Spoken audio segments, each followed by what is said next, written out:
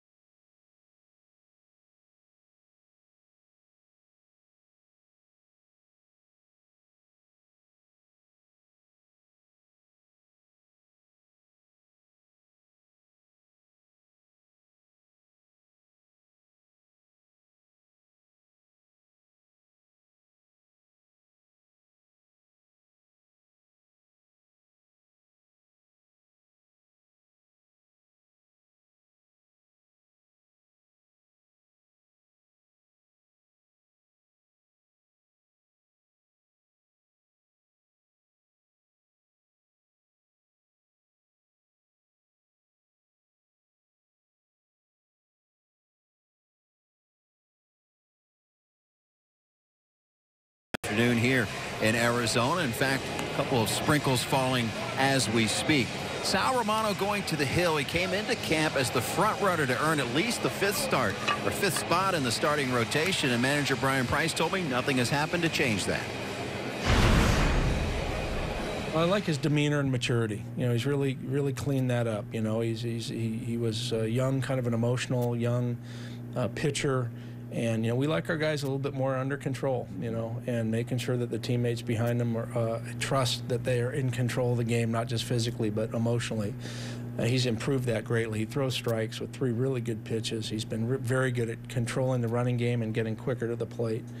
I really do think the sky's the limit for this kid. I think he can be very, very good and a very strong, reliable starting pitcher for the club. Right now, Tom and Chris, it appears it's Romano's spot to lose. All right, Romano is making his 4th appearance of this spring. Just turned 24 during the offseason. Grew up outside of New York and Connecticut. And boy, he is big and strong and powerful. One of the newest members of the Seattle Mariners is D. Gordon, longtime middle infielder. Saw him with the Dodgers. Saw him, of course, more recently with the Miami Marlins. And he was traded for by the Mariners during the offseason. And they have turned him into a center fielder. We'll see how that plays out. Romano goes 6'5", 270 pounds. And for a guy like that, Tom, who's that big, sometimes you want to say, wow, isn't that great? I mean, he really must be able to throw the ball hard. But it's very difficult for big guys sometimes to control their bodies, to get into a rhythm where they can just do the same thing over and over again and find a perfect release point. But Romano's worked very hard at that, and he's thrown a lot of strikes here this spring. Bottom fell out of that pitch, and Romano will pick up a strikeout on his first 3 pitches of the night. Nice block by Mesoraco. It was one of those breaking pitches he just buries right in the dirt. And because he throws the fastball hard, D. Gordon is kind of cheating to catch up with something, and it swings as soon as it comes right out of his hand. Mesoraco blocks, throws, and Romano's got a strikeout on 3 pitches. Mitch Haniger, the Seattle right fielder tonight, and he'll be their right fielder once the regular season begins.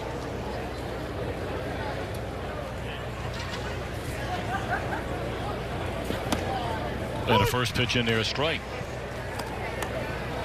Haniger, 27 years old. He got nearly 370 at bats a year ago. Showed some good power. He was injured, but still had in those 369 at bats 16 home runs and 25 doubles. Well, the injury was in the second half where it really tapered off, but they really feel that if he can stay healthy, that this is a very good offense the Mariners will have this year. They had a good offense last year, and Haniger is a guy that they expect to step into an everyday role and be really productive. It is amazing how the Mariners, when the franchise began, they were basically irrelevant for a long time. Then, of course, Lou Piniella came along, was hired as a manager. They started building things up. They had that incredible first ever playoff appearance series where they shocked the New York Yankees. Still have memories of Ken Griffey Jr. racing all the way from first to score the winning run in the decisive game of that series. And then they became an organization for a handful of years that was a bona fide World Series contender. In fact, they got to one World Series, or to a league championship series, and got beat.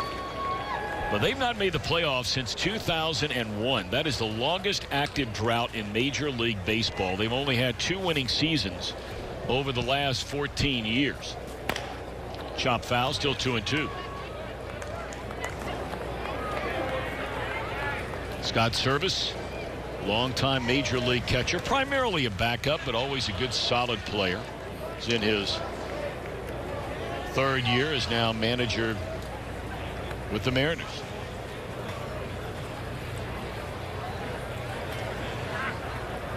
Romano going to work. And he caught the outside corner, and he has back-to-back strikeouts. One swinging, this one looking. It's about as good a slider as you can throw and as good a spot as you can hit. I mean, on the black, on the knees, right over the top. You know, let's put that drought that the Mariners have had now for championship seasons a little bit in perspective. It's not only the longest drought in Major League Baseball, it's the longest drought in all of professional sports, major professional sports. And when you start thinking about how long it's been and who the key players were for that Mariners team back under Lou Piniella in 2001, I mean, it's pretty amazing. They had 116 wins that year. Lou Piniella was managing them. That was when Ichiro was both the Rookie of the Year and the MVP.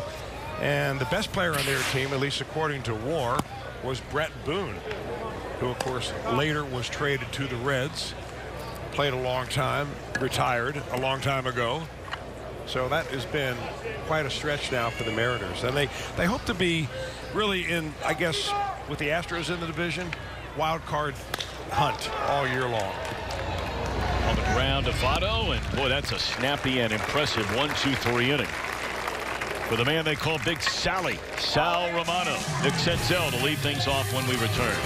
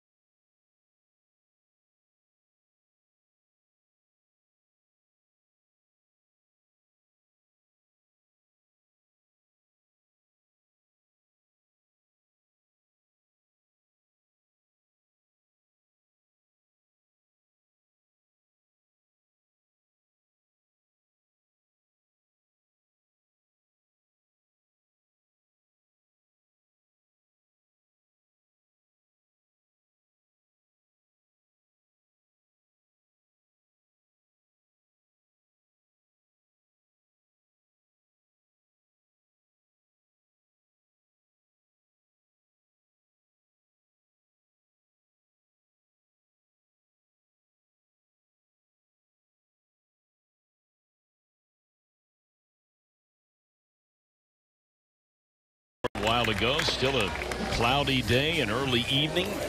Take a look at the Reds starting lineup. Their highly touted prospect Nick Senzel, the starting shortstop tonight. Phil Goslin having a nice camp, trying to win a roster spot. Then Joey Votto, Devin Mesoraco, Patrick Kiblahan, Jesse Winker, and a ladder third of Urban and right. Rosel Herrera playing third base tonight, and Mason Williams having a good camp as well, is in center batting ninth.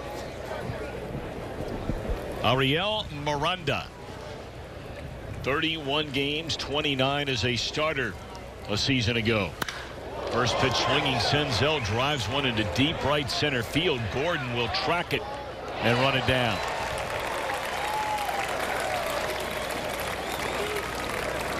It's an interesting move by the Mariners, putting this guy in center field. Well, I don't think there's any problem that D. Gordon will be able to play center field. He'll be one of the fastest center fielders in all of baseball. Of course, Hamilton, Billy is included in that list. But Senzel, sensing a first pitch fastball, puts a good swing on it. That ball was hit a long, long way. There is 0 wind tonight. It's abnormally cool. You may remember, for those of you that were with us back when we did the first couple of games, having lived out here for longer than a dozen years, I have always said, if you're coming to Arizona and you saved up a lot of money to come here on vacation, I would tell you don't come between the 20th of February and about the 12th or the 10th of March. I said that 3 weeks ago, and they've had some weird weather just in the 2 weeks. You know, we were out here, Chris, 2 weeks ago. It's 50 degrees every day, sunny, but 50. Yesterday was beautiful, but there's been a cloudy week, and that's quite rare in these parts. Of course, for that guy wearing a Minnesota Vikings jacket, this is like a summer day. I think there are a lot of people that are listening to you right now thinking, well, he needs to get back here and get a little dose of reality. I am. I'll be back there tomorrow, and I can't wait. I can't wait. Sunny at about 40 today. Love it.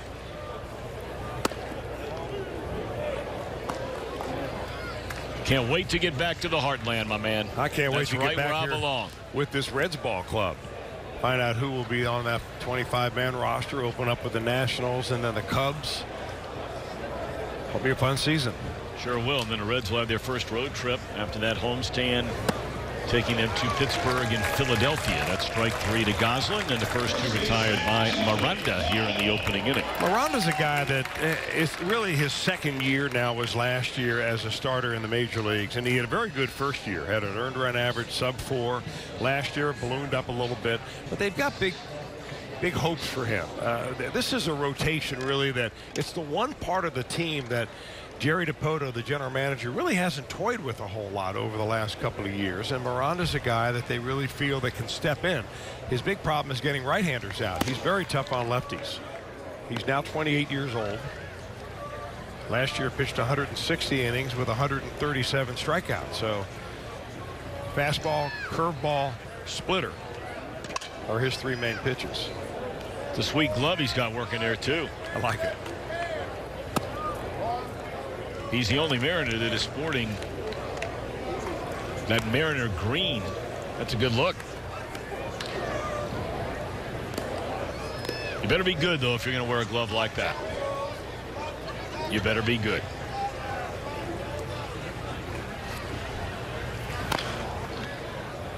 It's been an extremely quiet spring training, and many of you are saying, well, who cares?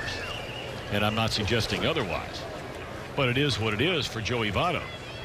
He has one hit, one, in 17 at-bats so far this spring.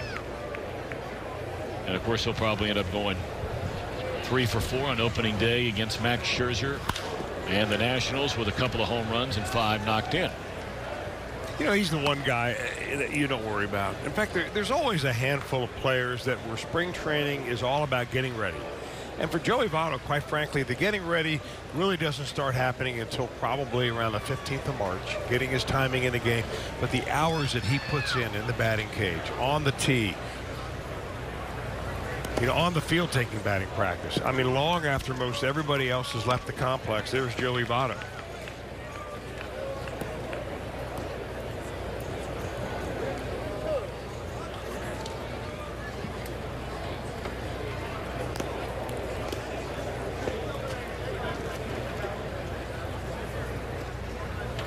Seeing lips moving, talking to himself in there in the batting cage. We've seen that through the years, and we've seen a lot of that too. I think he was saying, I'm pretty good at lip reading. He was saying, you know what, if this ball is just off the outside corner, don't swing, Joey. You're really good lip reading. And he was listening. And there he is, ball 4.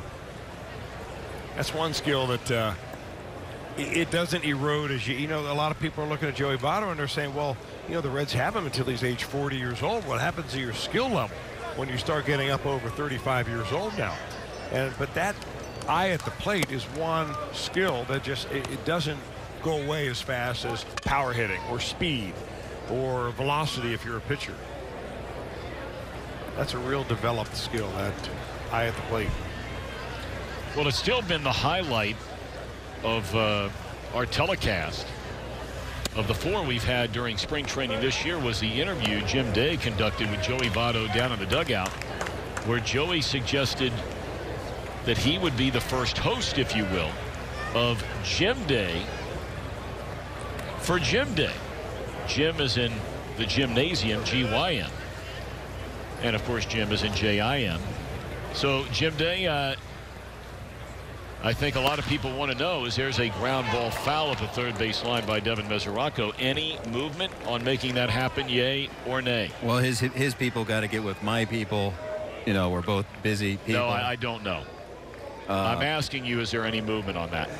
There has not been any. I mean, how hard today. can that Although, be? I will tell you that unsolicited, he came up to me and producer Josh Hall and Kent Dreamweaver today in the complex and said, we need an open. We need a jingle for this segment. And he implied some humorous shots of perhaps me walking up the stairs and getting beat up the stairs by an older person. Okay.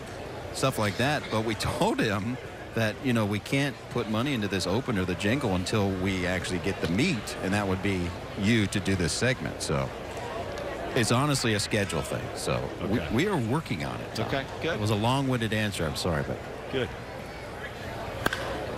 There's a high fly ball down the left field line, hit well, and this one will fly out of here. That is a home run for Devin Mesoraco, who continues to have an excellent spring training here in 2018.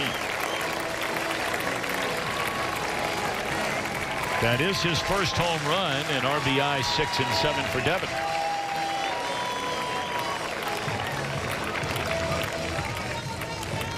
Well, those guys that are at the plate, and whether they're going well or not going well, they'll tell you that it's all about timing. And the timing has really come around now for Mesoraco. Waited on that breaking ball. Don't know if it was a splitter or a curveball, but you could see him almost double hitch right there before he finally was able to drop the barrel.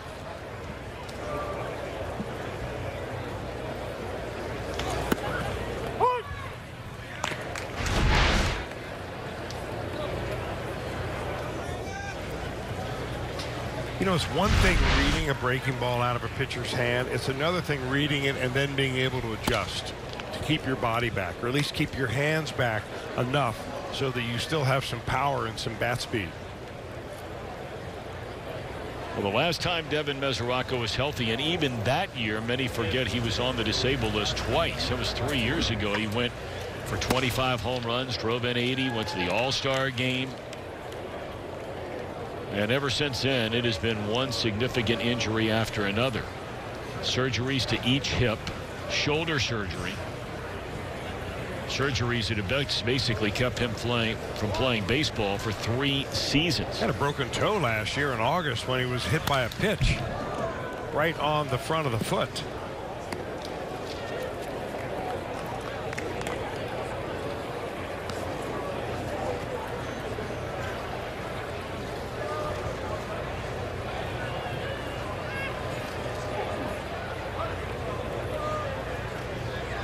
One and two on Patrick Kiblahan, and a breaking ball is low and inside. 2 balls and 2 strikes on Kiblahan. He's in a battle.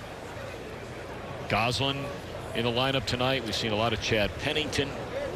Mason Williams also in the lineup tonight. A number of players trying to make this Reds team. Kiblahan was taken off the roster, you may remember, during the offseason. And he's gone swinging to end the inning. But a 2-out walk to Joey Votto gives Devin Mesoraco a chance, and he plays a long ball. 2-0 Red Legs. March's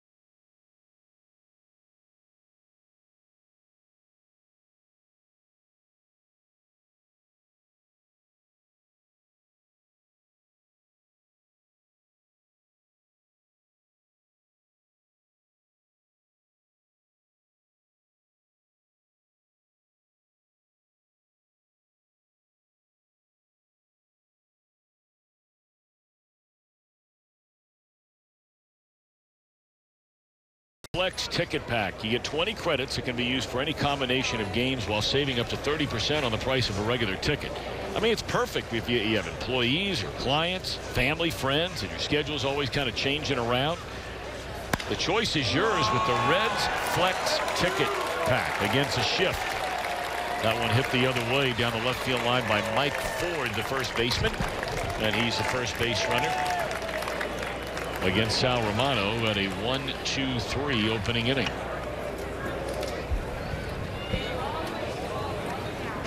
Well, you put a shift on a big left-handed hitter like Ford, and then he hits it off the end of the bat. And it looks bad, but this is going to be a base hit anyway, because even if you don't have a full-blown shift, you're still going to shift the third baseman off the bag there against him. And he'd probably like to save a few of those for the real season.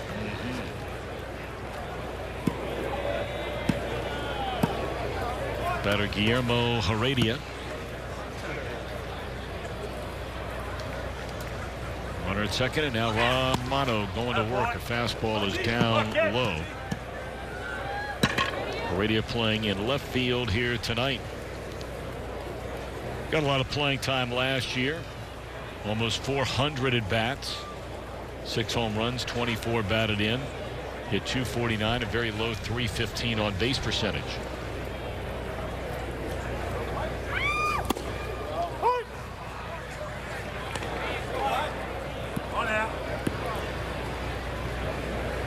We were talking in between innings about that Seattle team in 2001, the last Mariners team to reach the playoffs. Tied a major league record with those 116 wins. I mean, everybody felt like that team was going to finally be the team that steamrolled its way to the World Series. You got to remember, in 2001, it was a Mariners franchise that had been built on the backs primarily of 2 players and a third who came a little bit later on. I mean, basically, they built that new stadium in Seattle and got things kicked into gear on the left-handed bat of Ken Griffey Jr., the powerful left arm of Randy Johnson, and Alex Rodriguez was just coming up. Rodriguez was the only player left of those Mariners teams building up to 2001 who was still in Seattle. Of course, Ken Griffey Jr. was in Cincinnati. Randy Johnson ended up that year being a part of a World Series champion here in Arizona. Well, this Mariners team got steamrolled that year in the playoffs in the league championship series. Yeah, during the season, of course, when you win 116 games, there were people talking about this is the beginning of a dynasty. And they didn't make the playoffs the following year.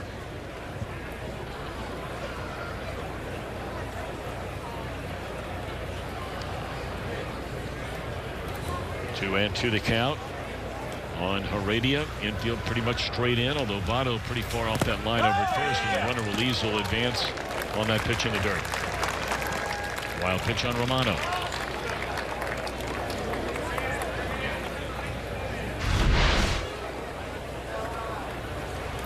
Well, we've seen twice now Sal Romano bounce that breaking ball. May not have been perfect mechanics by Mesoraco, but still, that's an awfully tough pitch to try to block. Right over the top. His breaking ball goes straight down. It's got a lot of spin on it. As soon as it hits the ground, it'll get a life of its own. But sometimes, you know, when you're a young pitcher and you throw hard, you just want to snap off that slider so hard you just hold on to it a little too long.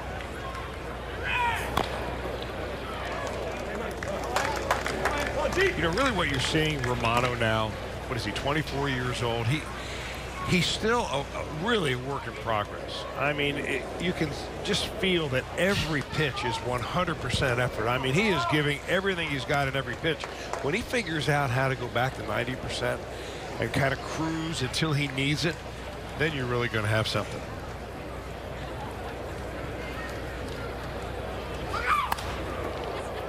Pretty good battle going on right here. Well, Heredia is going to be on this big league team almost assuredly. He has missed some time here in spring training with an injury, so I think he's only been in a couple of games, and that was as a pinch hitter. International free agent, I think, from Cuba that the Mariners signed.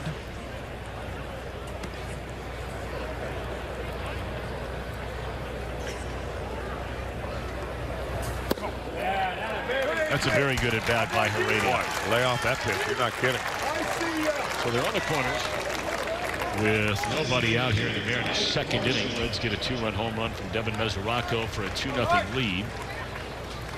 That is only the second walk of the spring for Sal Romano, covering about 9 innings. So that's the one area where, you know, his walk rate bumped up significantly from the minor leagues when he got the big leagues last year. That's always to be expected.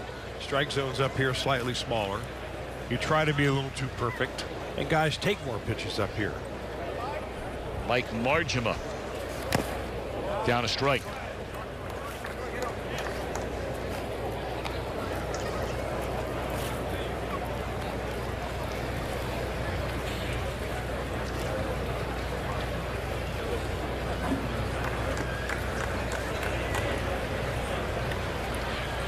He was acquired from the Tampa Bay Rays last August.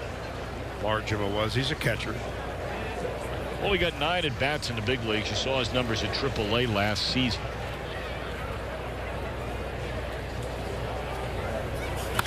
And it's a swing and a foul ball out of play. Mike Zunino is the regular catcher now. High draft pick back in 2012. Has pretty much been in a shuttle up and down and a short one at that. Seattle to Tacoma. Well, he really figured it out hitting big league pitching as Zunino did last year. Had a breakout year offensively. They were expecting him to really anchor it and be a good offensive force.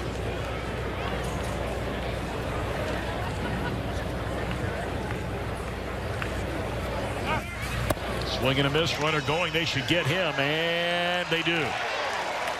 So that's a strike him out, throw him out, double play, and all of a sudden first and third and nobody out is turned into a runner at third and 2 outs.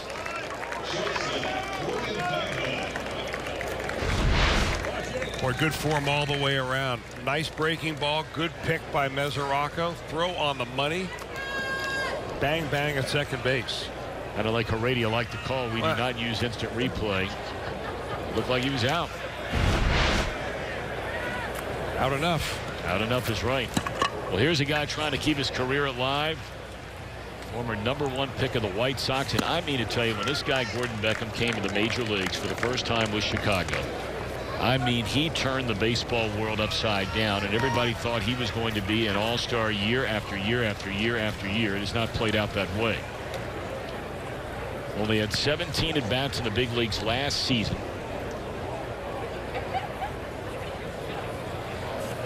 Well, you're right. He set the bar of expectations so high. His rookie year, he hit .270. He had 14 home runs, 63 runs batted in, and they thought, well, we can only get better from here. That was when he was with the Chicago White Sox.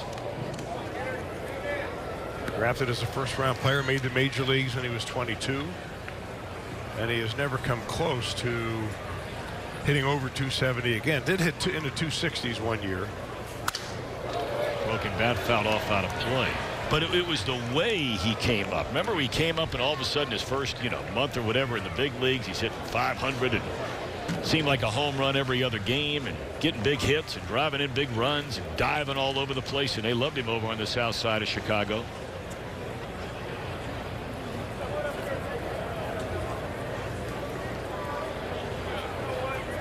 And there you see 9 seasons now under his belt for Beckham. I mean, that's still a nice career. 9 years in a big league. You're kidding me?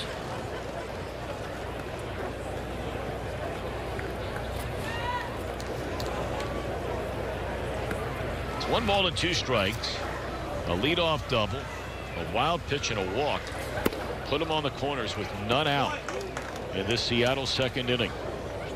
But then a strike him out, throw him out. Double play. Margima the swing and a miss. Heredia trying to take second, thrown out by Mesoraco. And now Romano a strike away from 2 scoreless innings.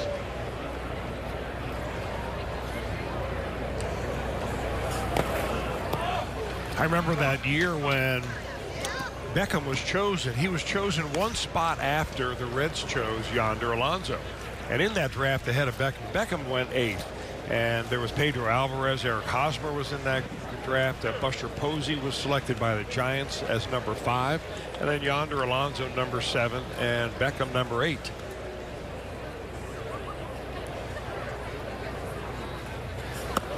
That strike 3 call.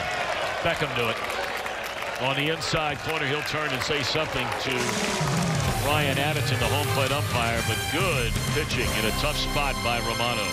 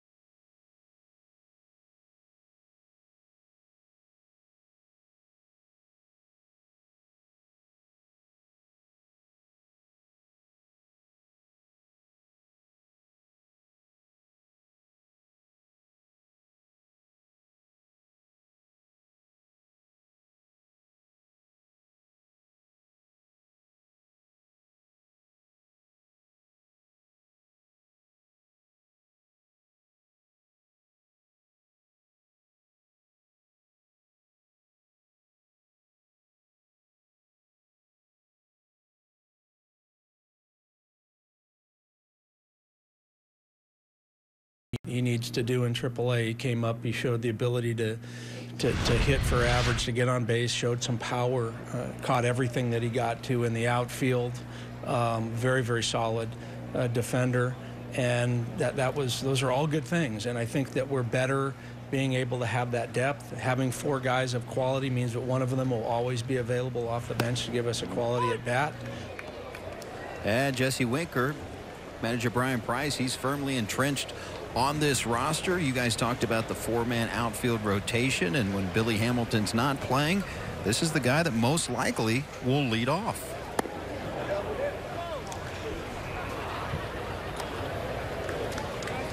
Well, of course, that has been, you know, in some circles, a widely debated topic about Winker and his propensity of getting on base, even though he does not run well in any form or fashion. That's pretty safe to say. And, you know, you get into the whole thing about whether, you know, how important is it to be able to run well if you don't get on base, right? So we will see Winker there from time to time. Well, I think you look at a number of different things, but for me, when I watch Winker, I want to watch the entire at bat. I watch how he takes pitches, how he works the pitcher. This guy gives you a real professional at bat, and he is one of the most polished young hitters that you're going to see coming through anybody's farm system. Now, does he have some drawbacks? Yeah, he doesn't run like Billy Hamilton. He's got a strong and accurate arm.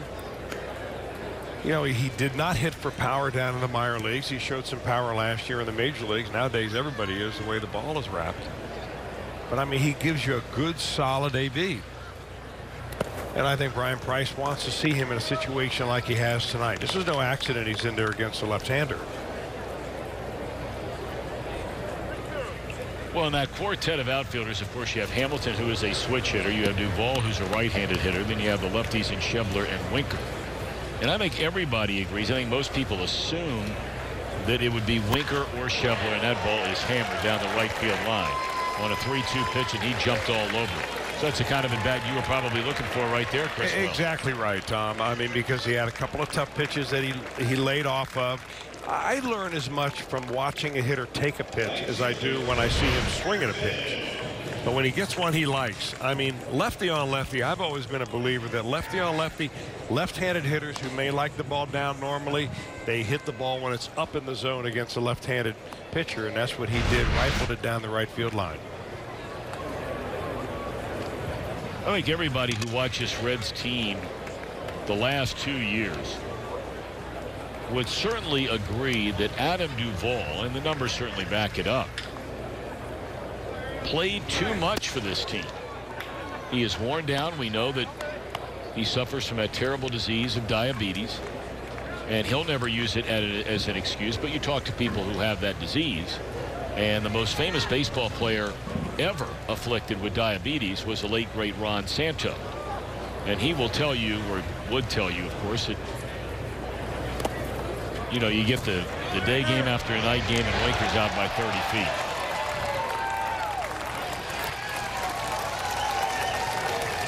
Nice play made by the Seattle catcher.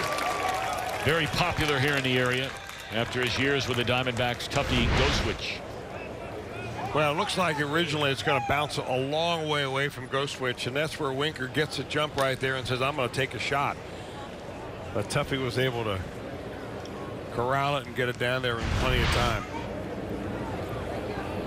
But sort of to close the circle as you get a look now at Irvin with a count of 2 balls and a strike is that I wouldn't be surprised a number of games this year if you saw an outfield of Schebler, Hamilton, and Winker, and give Duvall stretches maybe against a, you know, if he's played 4 or 5 days in a row.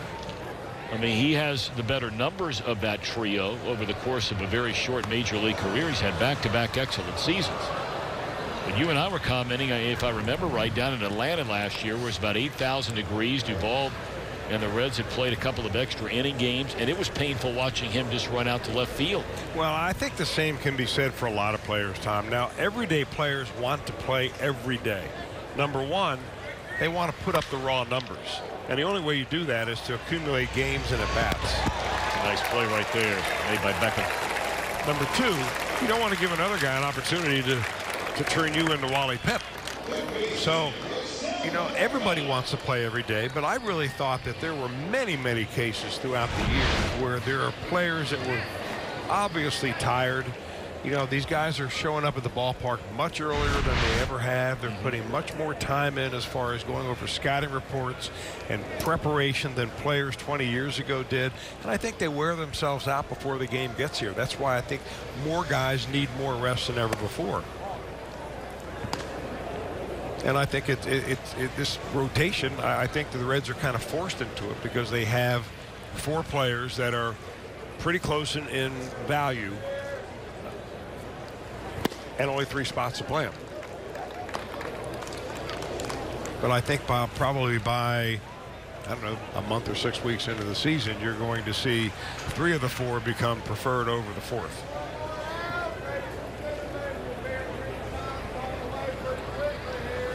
One and one. And now 1 ball and 2 strikes on Rosell Herrera. No relation to Dinelson Herrera, who you were talking to down on the field before the game. Correct. He's an interesting case for the Reds. I mean, this was a highly touted young player, came over in the Jay Bruce trade. Not this young man, but talking about Dinelson. Yeah. And ever since the Reds made that deal, Herrera had already spent some time in the major leagues with the Mets. And his shoulder has been hurt ever since. He's having a hard time getting on the field. 2-0 Reds at the end of 2.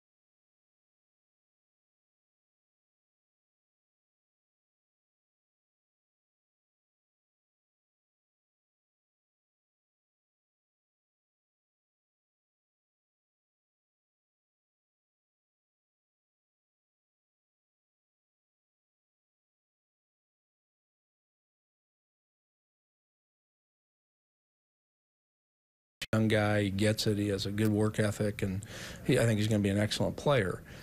Can he play shortstop every day at the big league level? That's still undefined. You know, for a kid that hasn't been there in a while, getting part-time reps over there, playing some third base. I couldn't define that and say what he can do right now. And I hate to do that to a young player and say, yeah, this guy can be an everyday X, Y, or Z. I think they have to earn that. If he can do that at this level yet, I don't know. And it's a work in progress, but there's a need there at shortstop, perhaps in the future for the Reds. Now, if the Reds remain injury-free, you're going to see Nick Senzel start the season at AAA Louisville. Now, the big question is, will he play every day at shortstop there, third base, or a mixture of both? I asked Brian Price about that today. That is still undefined. Well, you know, one of the things I found, maybe the single most interesting comment that sort of just went off into Never Never Land is when we had Dick Williams here on Tuesday.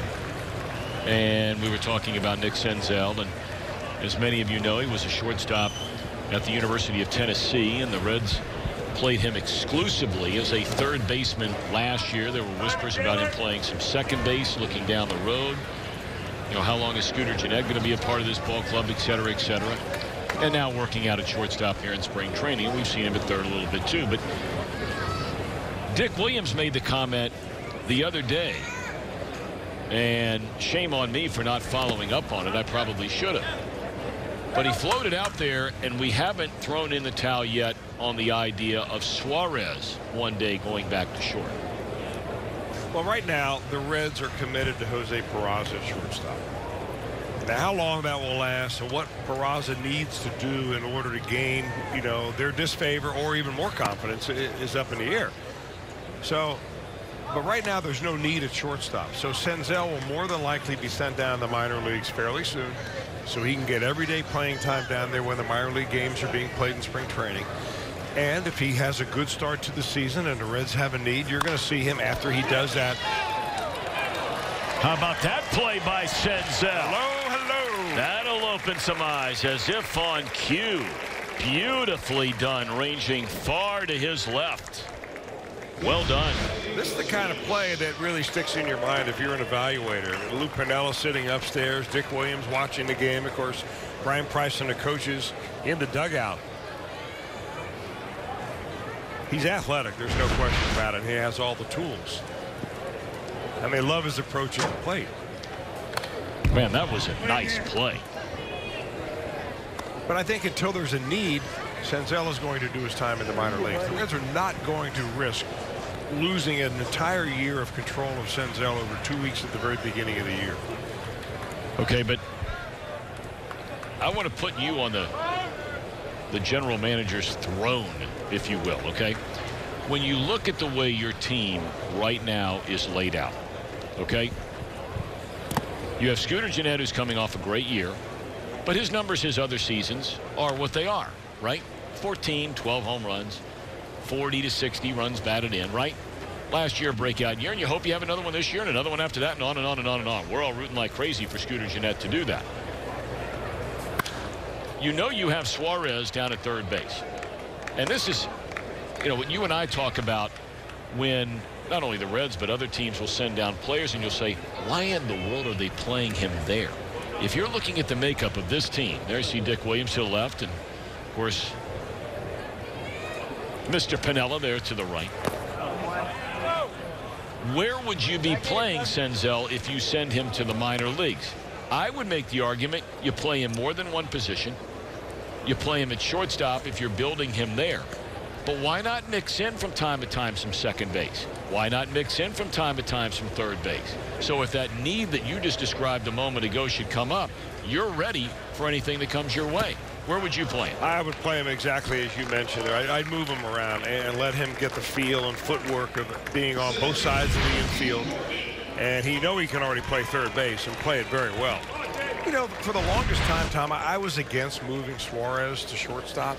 But the more you think about it, I mean, let's face it, the way the ball is wrapped over the last couple of years and the propensity of home run, I mean, the increase in home runs is something that you cannot ignore. So there are going to be more runs scored this year via the home run. You need guys on your team that are going to score runs. It's going to take 4 or 5 runs a game to win games. And you've got to have offense. And if Senzel is the best minor league hitter I got, and I think he's big league ready from a hitting standpoint, I'm going to find a way to get him up here, especially if I really want to compete in 2019. He will be part of that program next year if that's the year the Reds feel that they're going to go for the gusto. And I got to find a way to get him big league at bats this year to do that. Well put. Swing and a miss by D. Gordon. 3 outstanding innings in the books, and he'll probably get a 4th tonight by Sal Romano.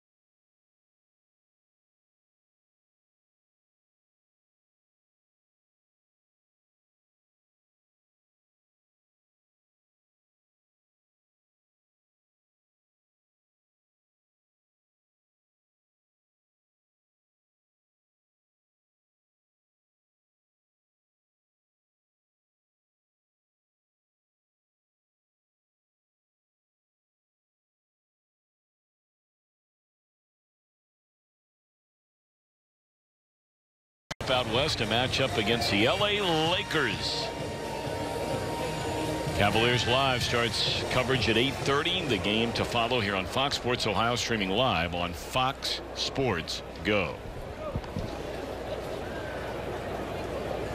Last of the third inning, and the Reds get a 2-run home run in the opening frame from Devin Mesoraco. So Mason Williams, the number 9 batter, to start things, followed by Senzel and then Goslin. Still Miranda on the mound for Seattle. And that's strike 1 on Williams.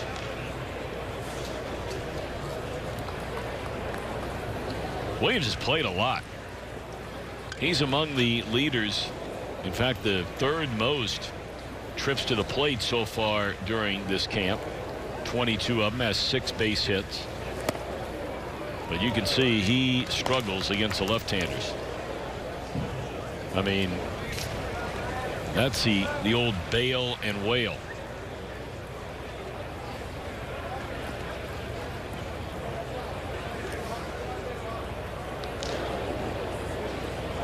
We're hoping to have Lou Piniella come in and join us a little bit later on. It's always fun to hang out with Uncle Lou, as we like to call him. One of the great, really just one of the great baseball careers of anybody who's ever been a part of this game. He has done it all. He was an outstanding player. How about that? Heredia left one in the middle of the zone, and Williams, who had that front foot headed towards the first base bag, was able to run into one and slaps it into center field. It could have been a setup swing, that first bail and wail, because he stayed right in on that one. Of course, that pitch up, belt high, and Williams takes it the other way. Williams has had 3 different stints in the major leagues, all of them with the New York Yankees, cup of coffee type stints, covering 3 years. 2015, 16, and last year, before he came over to the Reds as a minor league free agent. But he's been impressive here in camp.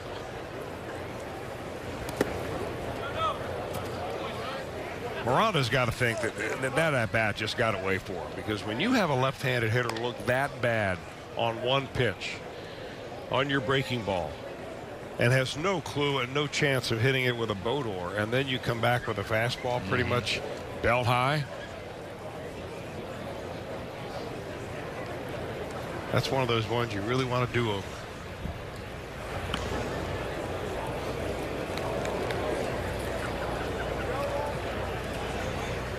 He can run a little bit, Williams can. Stole 19 bags for the Yankees AAA franchise last year.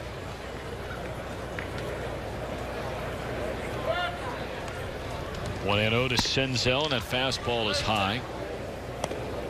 Here's another guy. You know, we talked about Jesse Winker in the batter's box. You watch the entire at bat. Watch how he takes a pitch. Watch how he sets up. And then just kind of compare that to some of your favorite major leaguers. And this guy just looks like he's got a feel for being there. 2-0 pitch. Good pitcher's pitch on the outer part of the plate down around the knees. Doesn't mean you have to swing if you don't like it.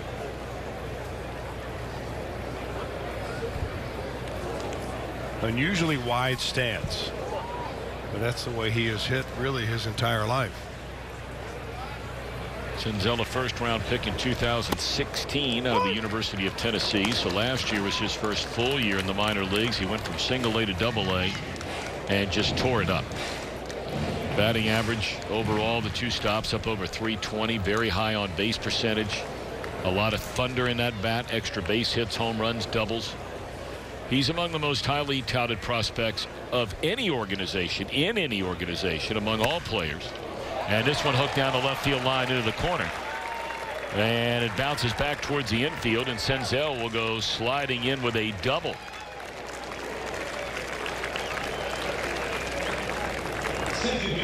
So second and third and none out here in the Cincinnati third inning. Pretty good 2-strike approach. He went 2-0, took 2 to even up the count of 2-2, and that was a splitter and a good one from Miranda that went right down around the ground. And Senzel kind of protecting the plate, lashes it right inside the third base bag. So a big chance now for Goslin. Second and third, none out. Votto next, and Mesoraco. Reds looking to add to this 2-0 lead here in the last of the third inning.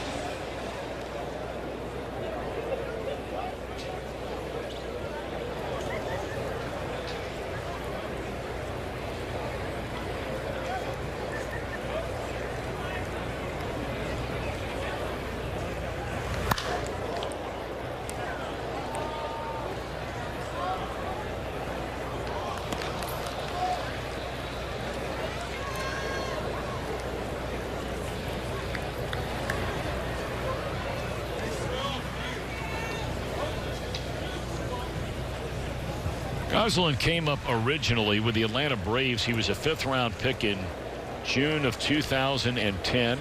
Grew up in Pennsylvania and went to the University of Virginia collegiately.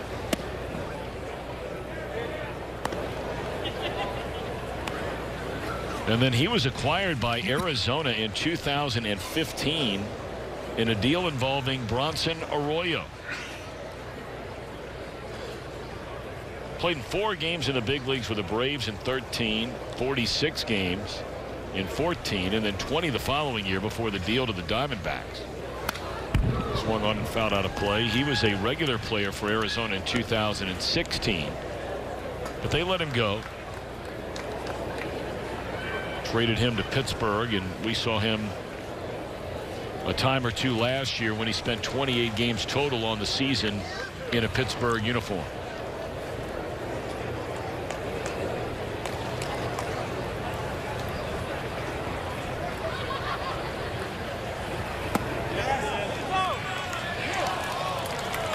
And he's out of there on strikes.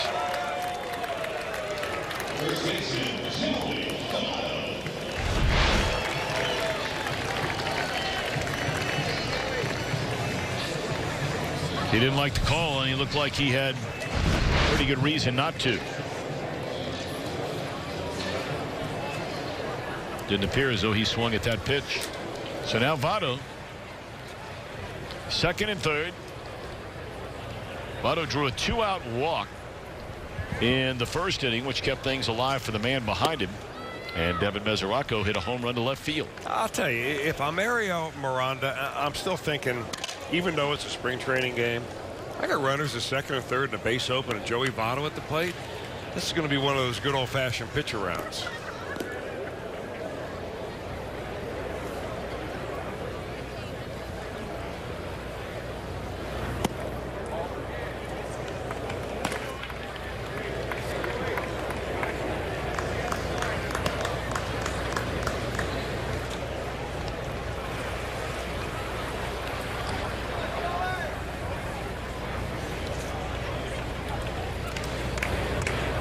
Single by Williams. He goes to 3rd on a double by Senzel, who leads there. And on the outside corner, a 2-0 fastball for strike 1.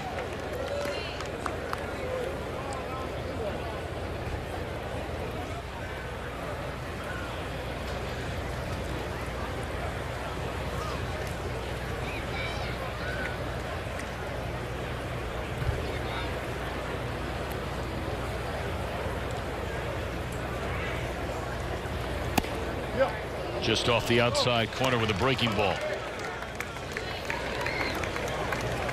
Mesoraco hoping to get up there with the bases loaded and only 1 out.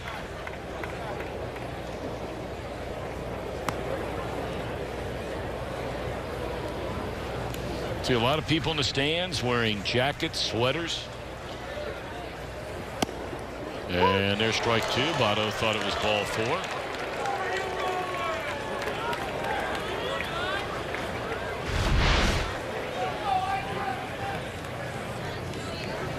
And during this season, the regular season here on Fox Sports Ohio, many of you have seen during the Fox Network's coverage of the baseball playoffs and the World Series every year, they have the strike zone, which will sit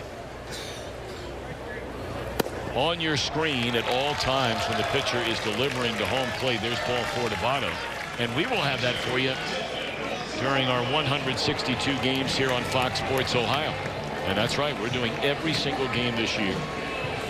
Now, in the new collective bargaining agreement, there are a lot more day games this season, and in the past, you know, we haven't done a few of those from time to time. The businessman special, yes, starting indeed. at 12:30 in the afternoon. Boy, those are favorite games for me.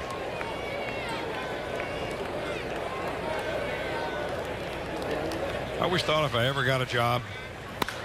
Oh boy, that's going to be foul. Same spot as the one he hit before, down and in. The home run that came in the 1st inning was a splitter. It looked like down and in, and Mesoraco golfed it, and that was plenty fair. This last pitch, same spot, and just hooked foul. So you're starting to say if you had a job, Well, right? if I had ever gotten a job, I always looked at myself as playing hooky and going to those games. I don't know how long I'd hold on to that job. You do play hooky when you do those games. You're right.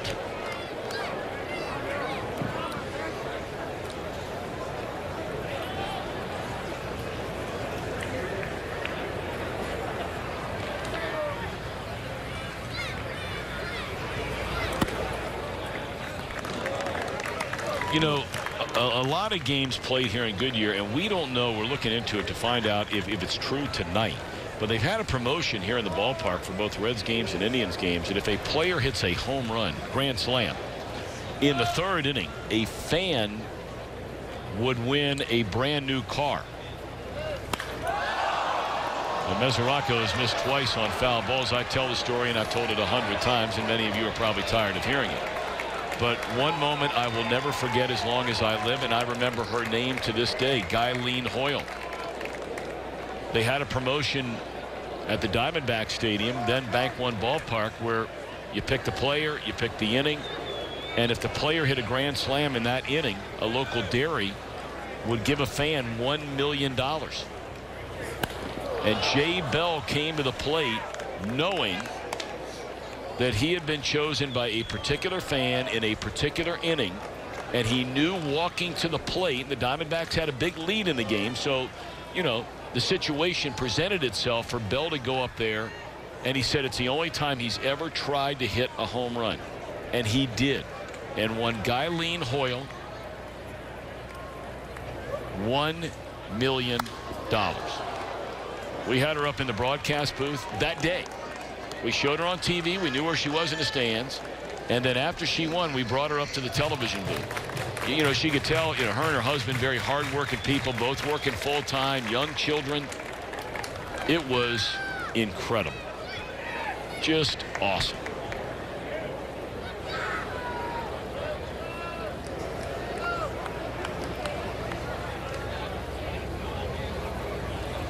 Good battle going on here, although Mesoraco behind in the count at 1 ball and 2 strikes. Got that one off the end of the bat. Short center field. I don't think they'll ask the runner to tag. They will. Here comes Williams. Here comes the throw, and he's out.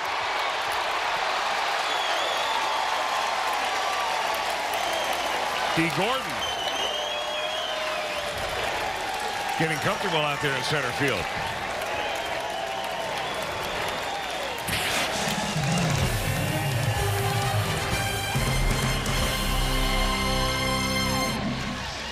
Goodbye, sweater. Goodbye.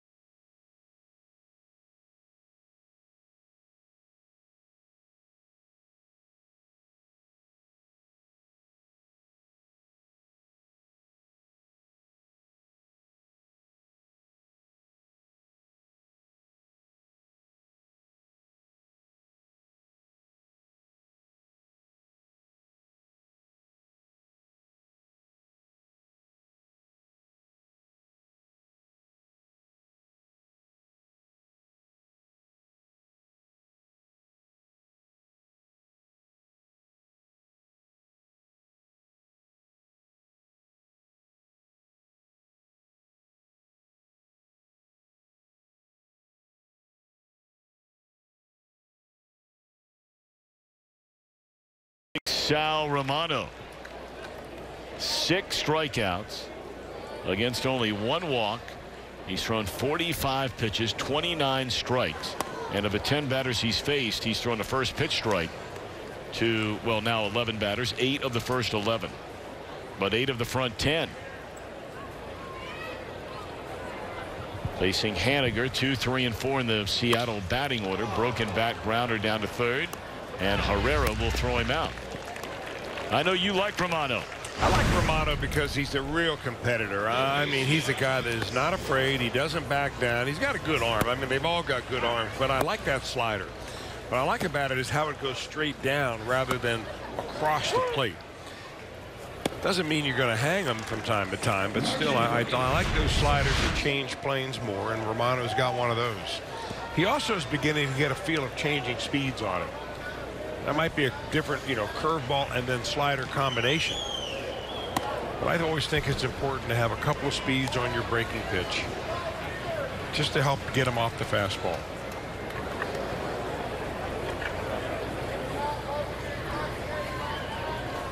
The Reds have some very, very talented young pitchers that we've seen so far in this camp. I'm not sure any of them, after Romano, you put him front and center. I mean, he's a little more polished, a little more savvy at this point in time. But I tell you, we know about Castillo, but the one guy that everybody seems to be talking about, and Chris, you've talked a lot about him, you've seen him a lot, but the guy that really catches your eye when you watch him pitch is Tyler Mahle.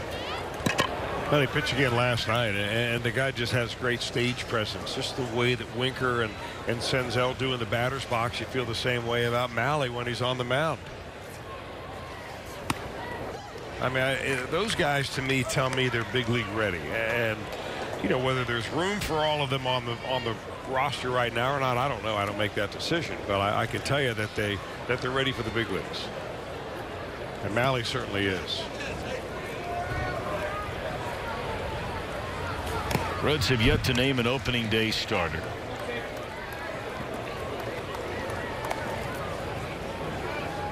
And subsequently have not named an opening series rotation or a rotation of any order that will begin the year, as we mentioned earlier, against the Washington Nationals the first 3 games, and the Cubs come to town for 3.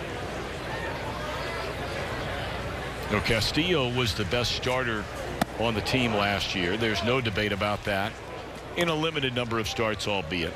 He was the Reds' best starting pitcher. Yeah, and I think that you really should have some cautious optimism with Luis Castillo. Don't expect him to start where he left off last year and get much better all of a sudden. It's difficult. The league gets a book on you. They understand what you're trying to do. They're going to start laying off that change up a little bit unless he can spot it up a little bit better. It gets progressively more difficult for a pitcher the second year than it does the first year. So I think sometimes people get carried away and say, well, I mean, the way he pitched last year, he ought to be a Cy Young candidate, coming into the season. Sure. It's a difficult thing to do, repeat, especially when they find out your secrets.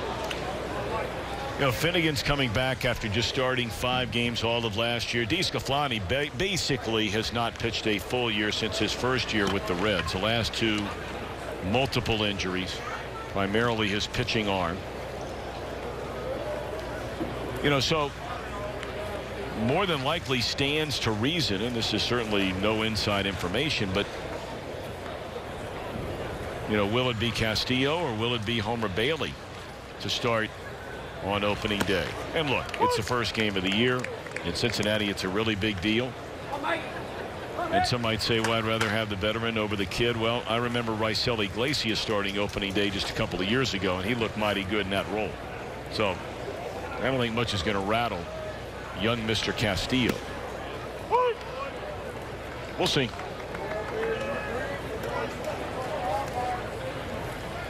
But what we do know is front and center in front of us right now, and that would be Sal Romano.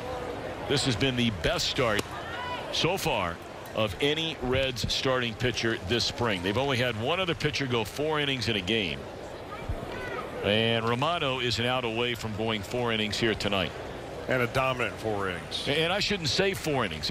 Castillo was lifted 1 out shy of 4 innings, and now Romano goes 4 and has struck out 7 batters, allowing only 1 hit and no runs. What an outing by Romano.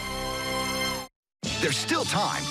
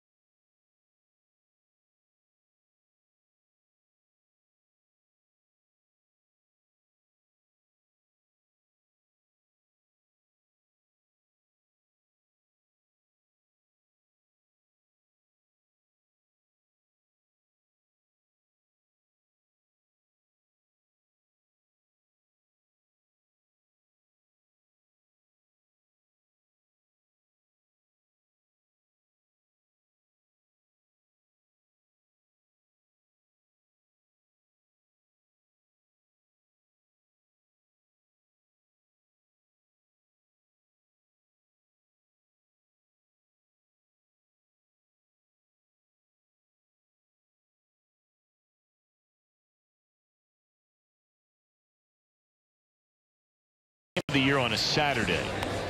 And again, it's kids opening day. We have the big block party. You know, the Reds will show up, the players, the mascots, they walk down the red carpet.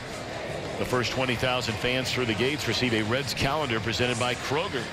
For tickets, log on to Reds.com. A lot of youngsters in the stands on this Saturday night. There are a lot of the schools in and around this area that are on their spring break. They start school out here much earlier than our schools back in the greater Cincinnati area. So they get out a lot earlier, and their spring breaks tend to be early.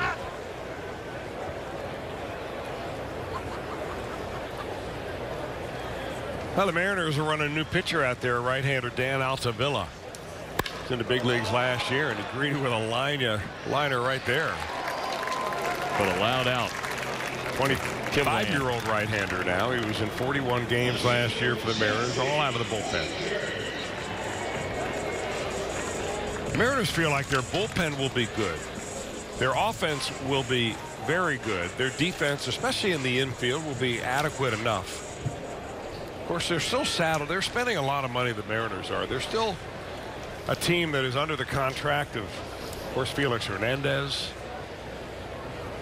who is no longer an ace, but certainly a serviceable major league pitcher. And if he can stay healthy, he can give you a lot of good innings and good games.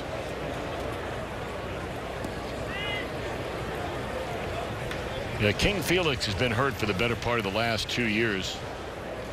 Neither, what a total of 40 starts he's made the last 2 years, and that number should be something closer to 65 to 68 to 70 starts if you're healthy and pitching every 5 days. Of course, the big contract that they still have is their second baseman Robinson Cano. Well, you know, they emptied the barrels to try and get the kid who signed with the Angels, Ohtani. And they thought they were going to get him. Well, they did. Well, you say emptying the barrels. What they did was they traded away several minor leaguers in return for international slot money. Good minor leaguers. So that they were able to accumulate enough money to be able to sign him according to the international signing requirements in the CBA. And they were just stunned when it turned out to be the Anaheim Angels that Ohtani decided to sign with. I think a lot of teams were in the sweepstakes. In fact, the Reds prepared quite a presentation to Ohtani in the hopes that he would come to the Midwest. The Cubs did the same. And when I say prepare a presentation, what you're talking about is preparing something about your city and why Ohtani coming from Japan would be welcome here, and preparing something about your ball club. Videos, interviews with your players, even have your players go out and court them. And I guess one of the deciding factors for Ohtani was Mike Trout got involved for the Angels, and they hit it off immediately. And they'll have a chance to do that every day all year long.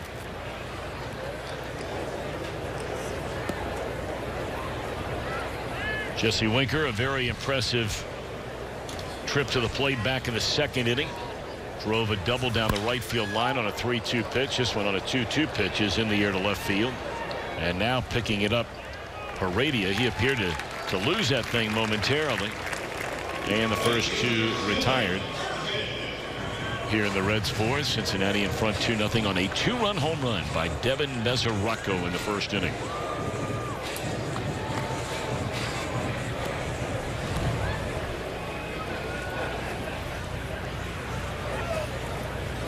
Had a lot of fun with Phillip Ervin out on the Reds, our leg of the Reds caravan this year. We were on that southern tour that went down to all points. This one driven into left field, and a leaping spectacular play in left by Heredia. Beautifully done. Guillermo Heredia going to get it. March's matchup.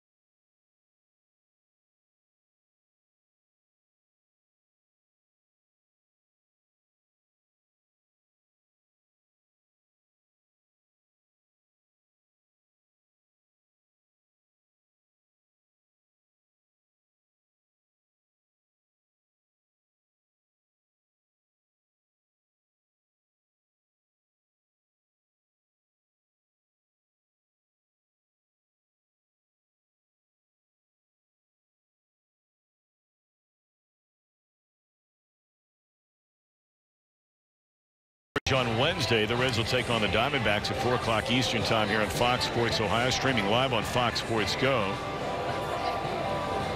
The march to opening day presented by the Ohio Bureau of Workers' Compensation. So that'll be a game. I think you'll hear the Arizona Diamondbacks announcers on that game. Steve Berthiaume and our longtime good friend Bob Brenly.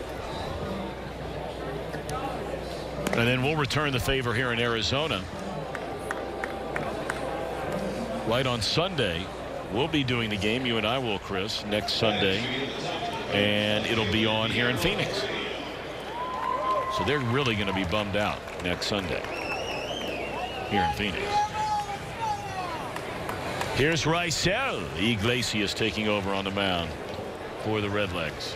76 innings last year, 57 hits in those 63 games. A terrific earned run average. I mean, he's got the kind of stuff that when scouts watch him from the scout section behind home plate, that they can't help but drool. Because not only does he throw hard, he's got every different breaking pitch there is from every different angle. And hopefully he will be there to close more and more victories out for this Reds team this year. 2-0 the count on Heredia. And a fastball is in there, a strike. Naturally, he would lead off this inning after that spectacular play out in left field to take away extra bases from Phillip Ervin. Maybe even a home run. It was very close up against that yellow line. I don't know if he was over it, whether the ball would have gone over it or not. But what a great play.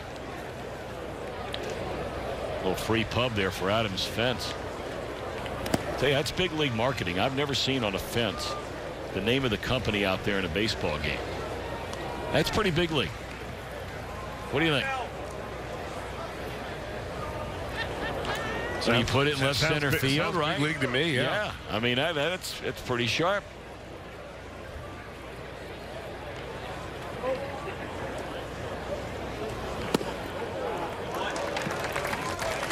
And there's ball 4 as Iglesias walks.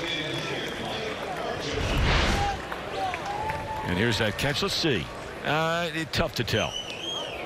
May have just been under the yellow line and maybe gone off the wall, but that was an outstanding play. And Chris mentioned earlier, this young man's going to be with a major league club. He'll be lifted from the game now for a pinch runner.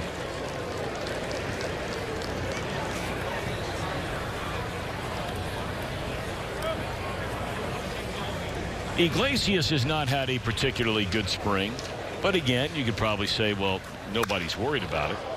This is only his 4th outing.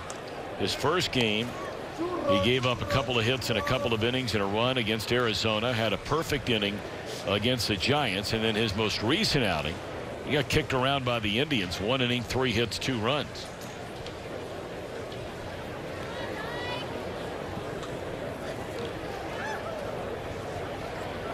Nothing and 1 the count on Marjima. I don't know what happened there. I don't believe that pitch is in the dirt, was it? Or did that just clank off the glove? Maybe a cross-up of some kind with Mesoraco.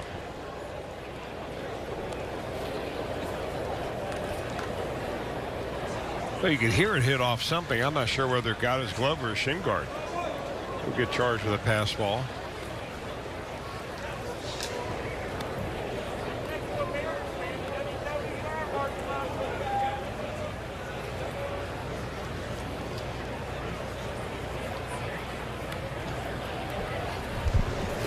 Swing and a miss. Bottom fell out of that one.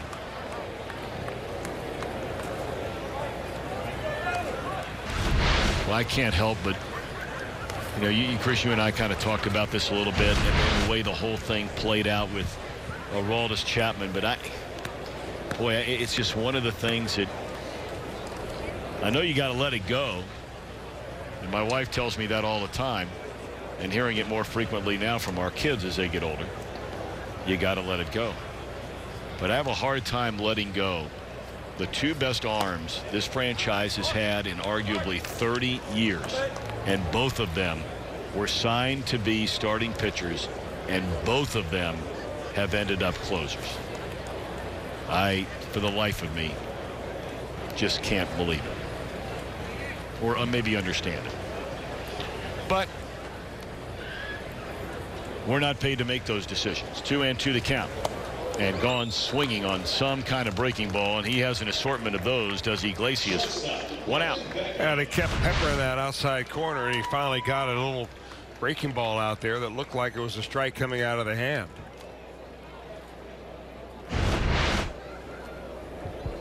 Well, we've dissected the way it's happened with Aroldis Chapman. Yep.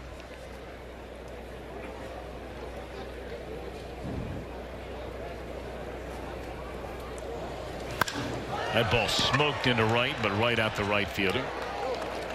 2 away in the inning. You know, Chris, I want to send out a big congratulations. As you know, my alma mater in Cincinnati is Anderson High School, the home of the Anderson Redskins. And last night they honored a distinguished alumnus and given a big award, Wildman Walker. Is he also from Anderson? Anderson High School. He was honored last night over at the Ivy Hills Country Club. That's up in the Turpin area, ironically enough. The big rival of Anderson, both in the Forest Hill School District. But Dennis Wildman Walker, legendary radio fame, all the great years. WEBN in the morning with Robin Wood and Eddie Fingers. Forever.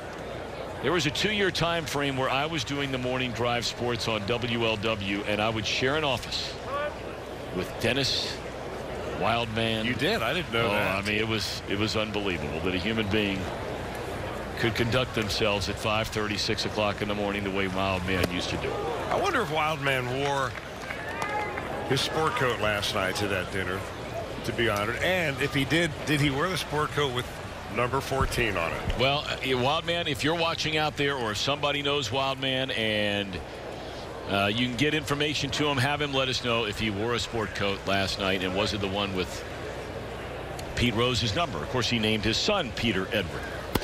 Breaking ball outside. And every time you're around Wildman, and anyone who would bring up the number 14, even if you were sitting in seat 14, he would say, there's that number again.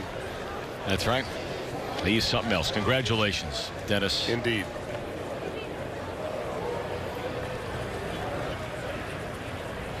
Runner at third, 2 outs, 1 ball, 2 strikes. And a fastball sails way outside.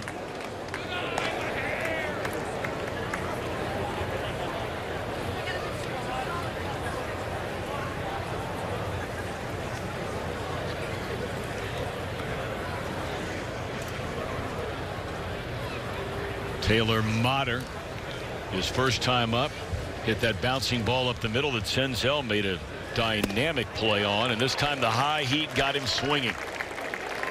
We're in the middle of the 5th, a scoreless inning after a leadoff walk for Iglesias. Reds in front 2-0.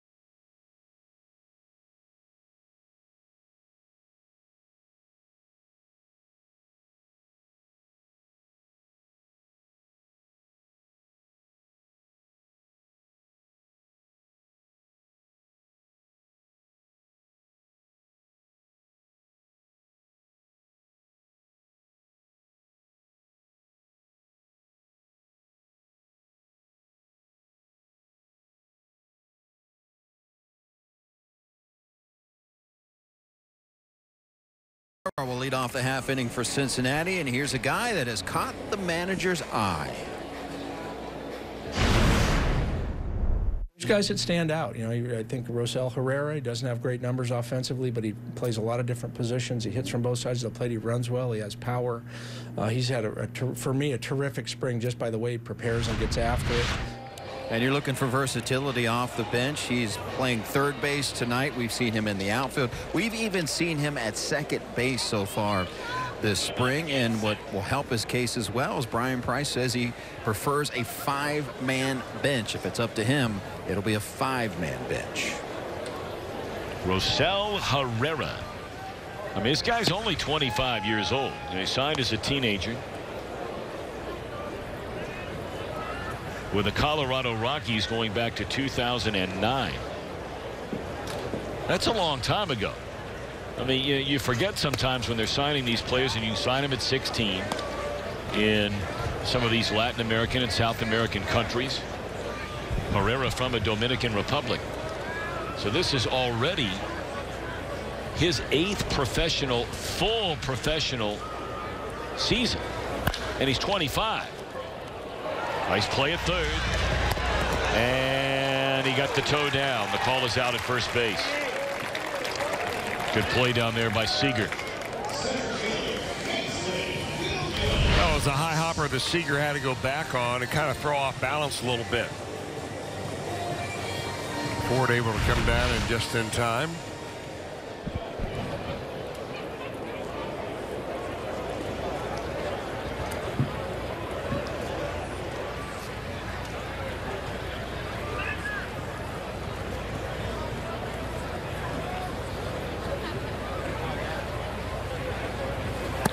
We've seen this pitcher in the past. We've seen him with Cleveland. We've seen him with the St. Louis Cardinals. Mark Zepchinski. This guy is pretty much a guy who comes in to face left-handers and left-handers only, and has been for a long time. Got a good slider, and he gets people out. And the way you tell that when you're looking at his stat sheet is you count up the number of games and then you add up the number of innings. And last year he pitched in roughly twice as many games as he did innings. So he's in there to face usually one batter, and he's been pretty consistent over the course of his career. Now 31 years old. Actually 32.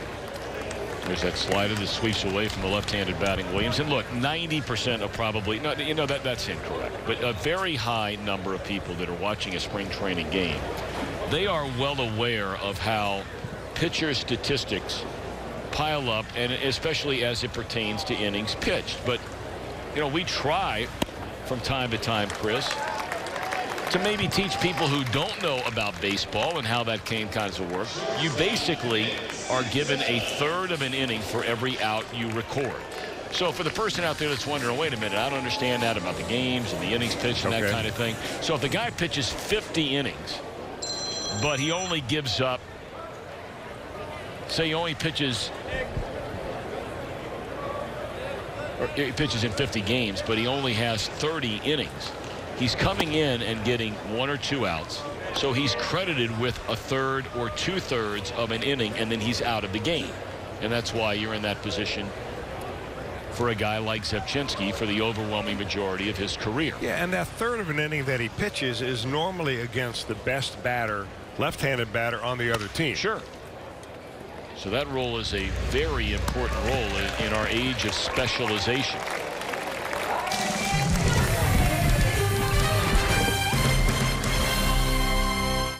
There's still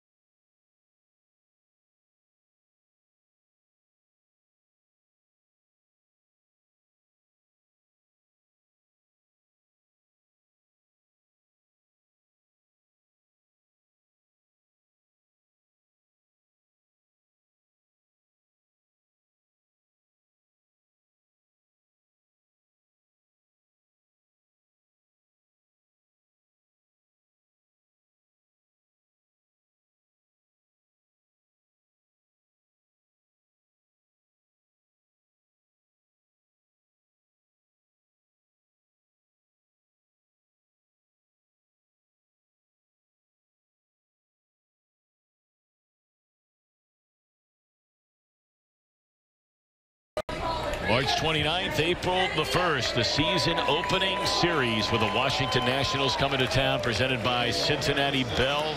So excited for that. That'll be the managerial debut, by the way, of one David Martinez, now the manager of the Washington Nationals, replacing Dusty Baker, who won 90-plus games again last year, won another divisional championship.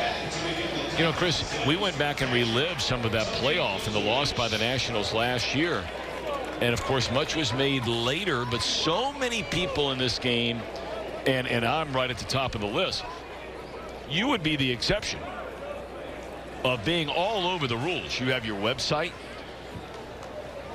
As David Hernandez just brought in as a free agent, coming off a good year last year. This guy's been a good pitcher for a long time, and he delivers ball one. But, you know, there were a couple of plays in that playoff loss series that had somebody in the Washington Nationals organization understood the rule book. They would have won one for sure very costly decision that ended up costing them a game and ultimately the series. Well, they ended up losing a game by 1 run that it wouldn't have gotten to that point. I can't say they would have won the game, but it certainly would have stopped an inning where it should have been stopped. The umpires made a mistake on what you call follow-through interference on the part of the batter. Inning should have been over. As it turned out, the Cubs went on to score a few more runs. The inning kept alive, and the Cubs ended up beating the Nationals by 1 run in that game. Had the Nationals decided to ask the umpires to call the headquarters, you know, the command center in New York, command center probably would have looked the rule up, had a better interpretation than did the umpiring crew on the field. The umpiring crew on the field made a mistake. That was later admitted by Joe Torre, who runs that whole umpiring, not association, but it coordinates it between MLB and the umpires. And I'm wondering if that had something to do with, you know, Dusty Baker not being retained. I don't know whether it did or not, but it was one of those rare, murky rules that you don't see happen very often. But it's very important to know the rules. And we're at Fox Sports, we're trying to learn more and more of them all the time. And you're BaseballRulesAcademy.com, is that correct? It is, BaseballRulesAcademy.com. And big news for that this year, Tom, it is totally free. We're going to make it free for everybody to log on and look up whatever they want, look at every video, everything, starting at the very beginning of this Major League Baseball season. That's great stuff. Big rollout. David Hernandez is a guy that with a good four-seam fastball uses that upstairs, has an overhand curveball. And he's a guy that if you have an injury to one of your late inning guys, maybe Raisel Iglesias has pitched 3 days in a row and can't go a 4th day in a row. Hernandez has closed plenty of games.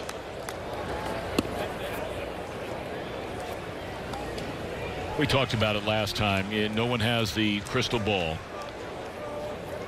But on paper, this could turn out to be an outstanding sign by the Reds, along with the other veteran reliever in that bullpen the Reds brought in, Jared Hughes. That one looped into left field, and a 1-out single here in the Seattle 6th inning by D. Gordon.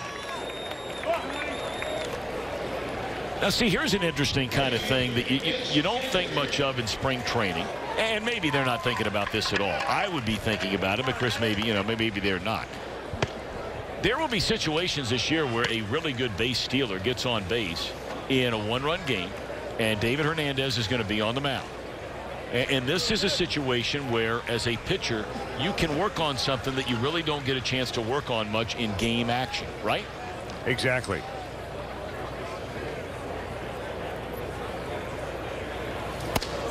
And I think the same thing goes for, you know, D. Gordon at first base. He may not steal, but he may be trying to get a lead as if he were to steal. How far can I get off the base on this guy Hernandez? You know, he doesn't know whether Hernandez is going to spend all year long with the Reds or maybe get traded at some point.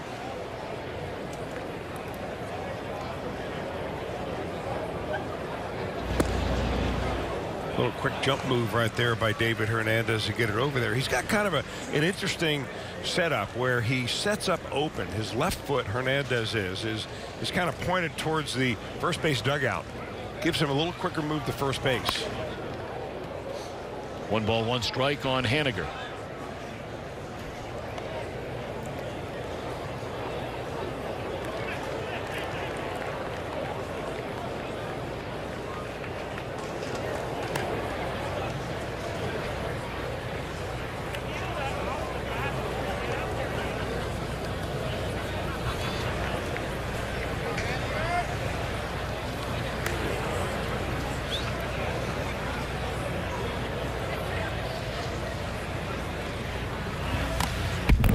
Foul out of play, and now Hernandez ahead in the count at 1-2 strikes. I would imagine that Hernandez is very easy to steal off of. I mean, almost every delivery he's made to the plate with D. Gordon out there has been kind of a slide step or a modified slide step, which means you don't take a big leg lift like you normally would with no one on base. That's a big lead out there.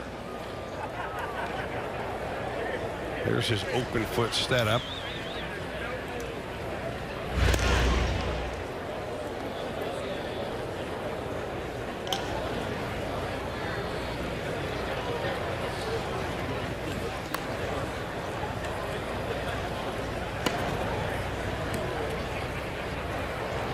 One and two on Haniger, and a breaking ball that he does not chase. Haniger has struck out looking and bounced to third. Mariners have just 2 base hits.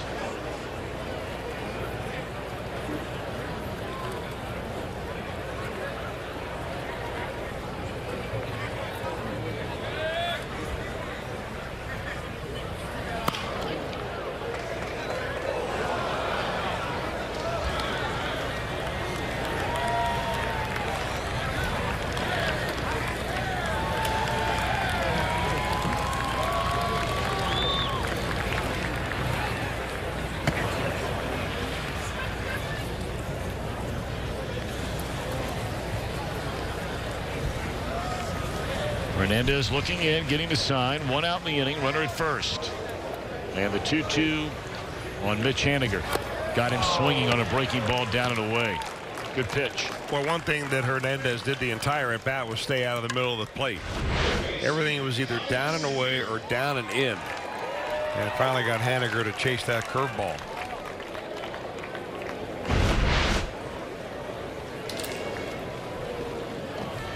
So now Hernandez will go to work on Kyle Seager, his 3rd trip, and each of his first 2 times up he's bounced out to Joey Votto.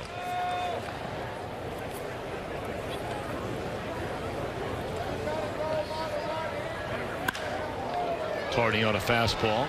Kind of interesting, the 2 free agents that the Reds signed this year to be in the bullpen, veterans, both of them, David Hernandez and Jared Hughes, are completely different style pitchers. Hernandez is a fly ball pitcher, 4-seam fastball, pitches up in the zone, has a very low ground ball rate. Jared Hughes, on the other hand, is nothing but a prolific ground ball relief pitcher. Keeps the ball down around the knees. So it gives Brian Price an opportunity to bring them in different situations. I mean, Hernandez may be more of a strikeout pitcher. Strikes out nearly 1 per inning. But when you need a ground ball double play to get out of the inning, Jared Hughes is your guy.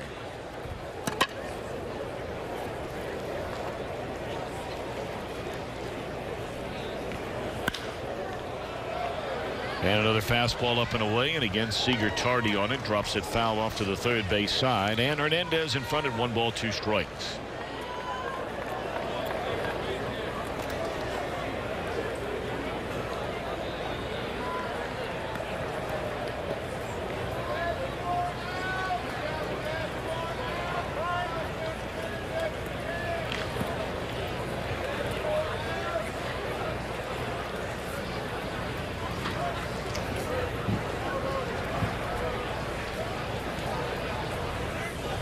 Runner goes, breaking ball low, throw down to second, not going to be in time.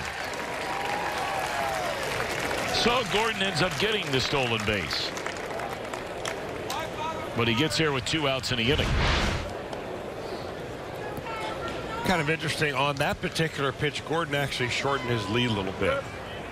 And maybe to put David Hernandez a little at ease, so he wouldn't pay too much attention to him, and he got a really big jump. 2-2 on Seager. And now full count. Reds in front 2-0. The only runs in this game came in the Reds' very first go round. A 2-out walk to Votto, and Devin Mesoraco homered to the grass area down the left field line. Reds had a big chance to score, bases loaded, 1 out in the 3rd, but a fly ball in short center, and D. Gordon threw a runner out trying to score at the plate. The Mariners have never posed a threat, a big one, since the second inning. That was against Romano, when they had second and third and nobody out. Or first and third, nobody out. Had a runner thrown out at second on a strike him out, throw him out, double play. And now Hernandez has walked Seager with 2 outs. We invite you to download the Connect Cincinnati app for your chance to win entry into Cincinnati Bell and Fox Sports Ohio's exclusive pregame party at Rheingeist Brewery on March 29th, opening day. Winners get food, drinks, and possibly tickets to opening day. You'd be at the party, and who knows, if you're lucky, maybe you end up with tickets as well. There's Big Mac Jenkins on his way back to the dugout. The Reds pitching coach.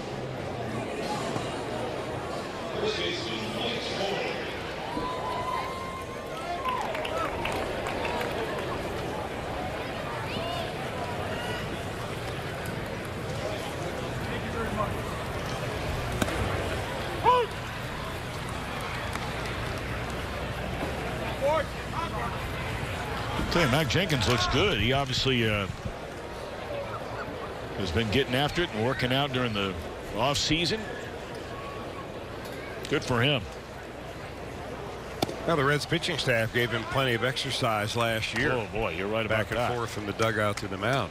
This year, of course, you're going to be seeing fewer of those visits, both by players, catchers, pitching coaches, infielders. Infielders, yeah, limited to 6 per game. Of course, not including those trips that require a pitching change. So he's going to have to figure out how to get some track work done elsewhere.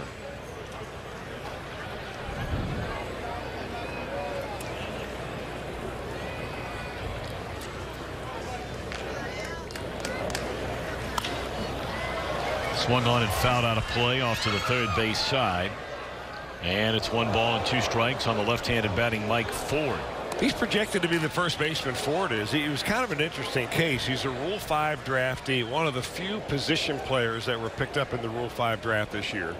Came over from the Yankees. Originally undrafted out of college. He went to Princeton.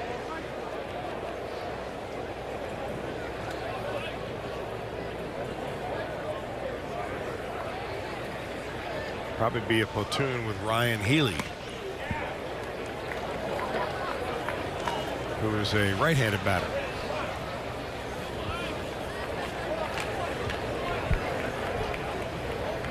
Hernandez throwing a lot of pitches in this his first inning of work.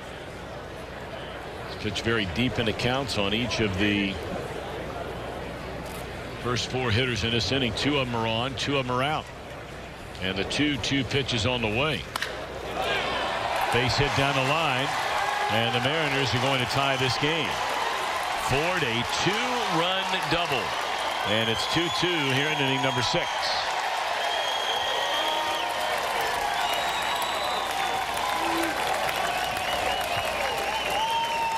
A pile of Mariners fans have made the trip down from Peoria for this game here tonight. There are a lot of them here. Of course, there are a lot of Western folks down in the Phoenix area this time of year, and a lot from the Washington area. And that made him happy. That doubled down at the corner. It's going to be it for David Hernandez. So he goes 2/3 of an inning, gives up a couple of runs, and of course the runner out at second base belongs to him. So we will step aside. The Mariners have tied it up with a 2-out rally here in the 6th, a 2-2 affair.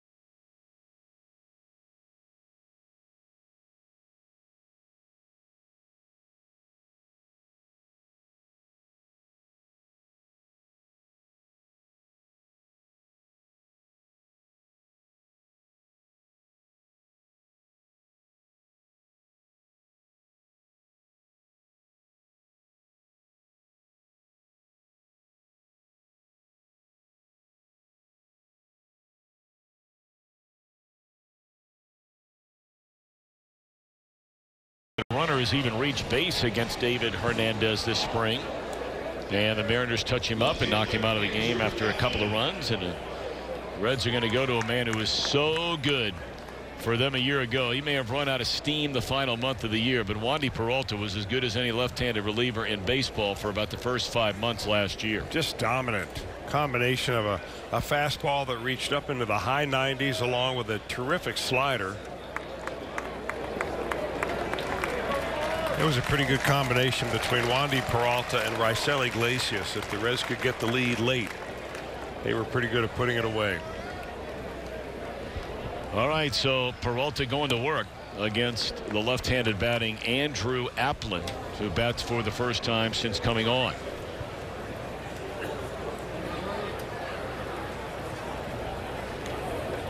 He replaces Guillermo Heredia. A ball and a strike.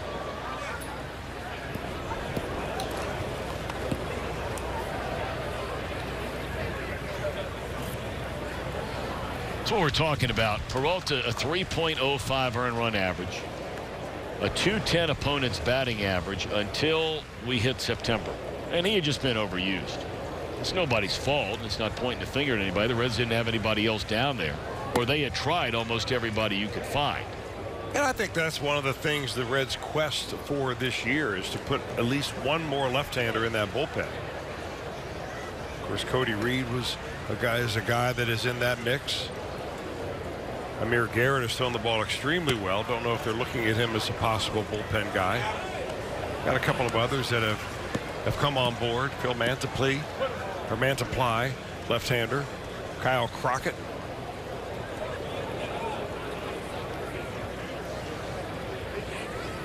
Three-one delivery and a fastball is high. Ball four, so Peralta walks, the only man he faces. Well, I correct myself on Mantiply. I understand that he injured his elbow and underwent Tommy John surgery the other day. So we wish him well and fast recovery. And a fast recovery from that is about 14 months.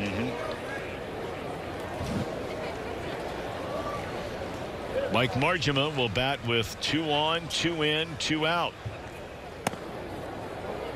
Wandy having a hard time finding the strike zone.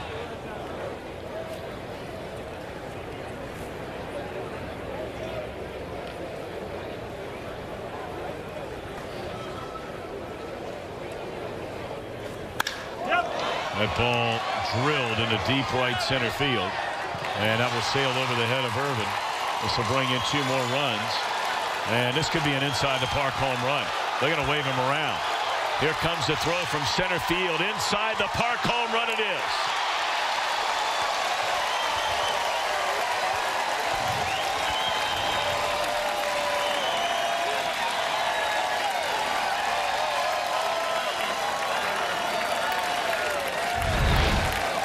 Well, he hit it hard, very hard. Margema did. That kicked off the wall and then looked like may have gone off of Irvin in all the way into dead center field. And by the time it was retrieved, Margema, who is a catcher, ends up rounding third with an inside the park home run. You don't see that every day. Look at it. There he is. I love it.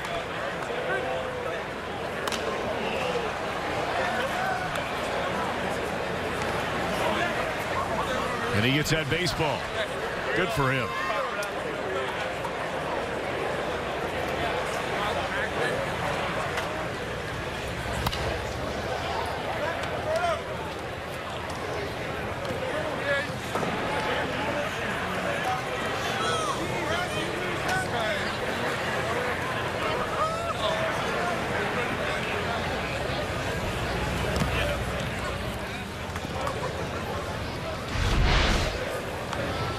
All he wants to do is find somewhere to get off his feet. Had to go through all the high fives. And congratulations, and kerplunk. Down he went. On the ground is short. Big inning for the Mariners. All with 2 outs. They score 5, including a 3-run inside the park home run by Mike Margema.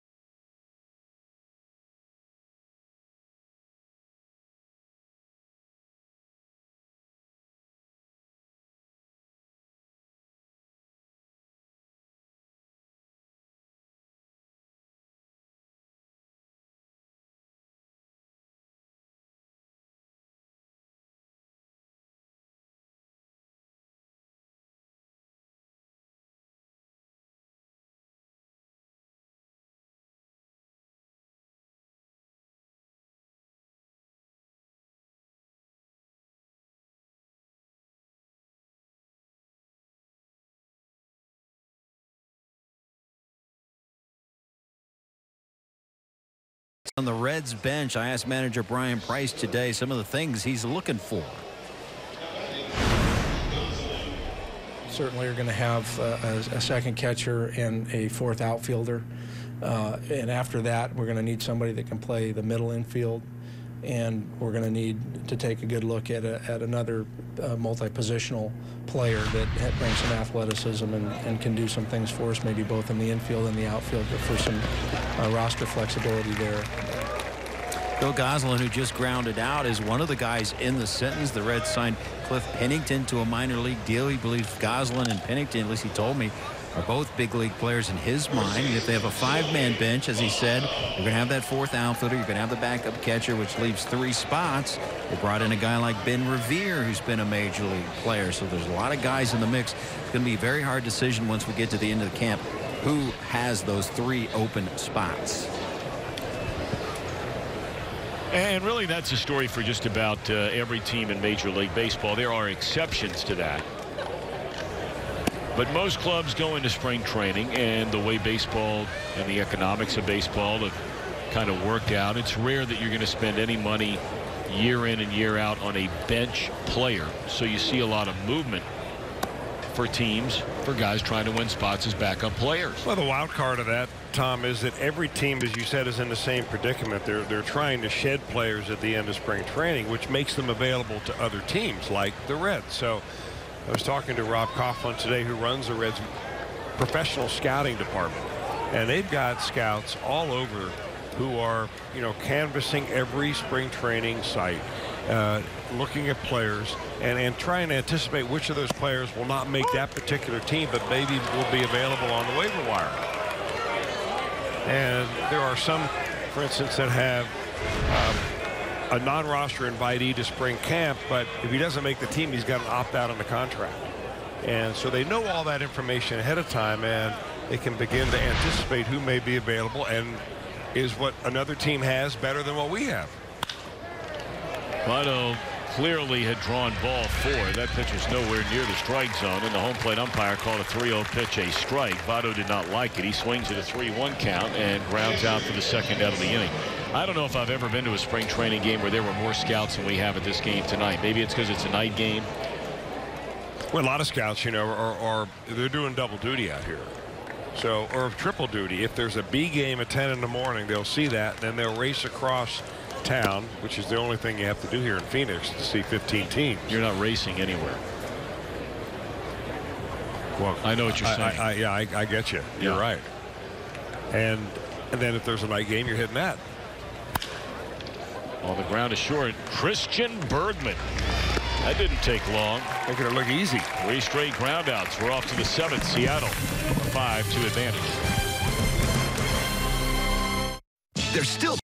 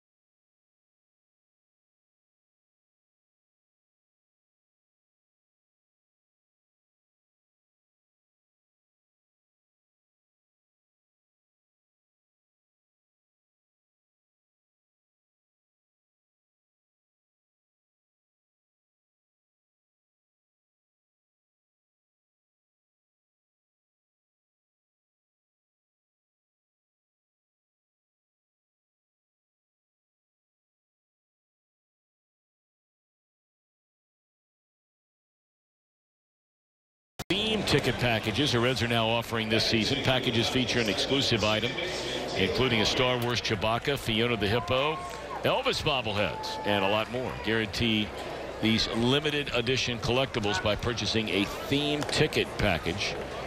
Go to Reds.com/themes. Reds have all kinds of changes, which we'll try and bring you up to speed on as we move along here. Still Wandy Peralta on the mound. Dean Blandino takes over for Goslin at second base, former #1 pick out of Stanford. Cruz is now the new catcher, Tony Cruz. Dielson Herrera is now the designated hitter. That's a broken bat flare, and that'll fall in a hit. And we understand that Jim Day is standing by in the dugout with the Reds hitting coach Don Long. Indeed, he is the hitting guru, and I was just talking to him about guys that you don't have to laugh at that. You're a hitting guru. Just talking about guys that have stood out this spring, and the first guy out of your mouth was Nick Senzel. Yeah, I like the way he goes about his at-bats. He's real simple with what he does, which we love. You know, simple, you're able to repeat it, and I can see why he's been a consistent hitter.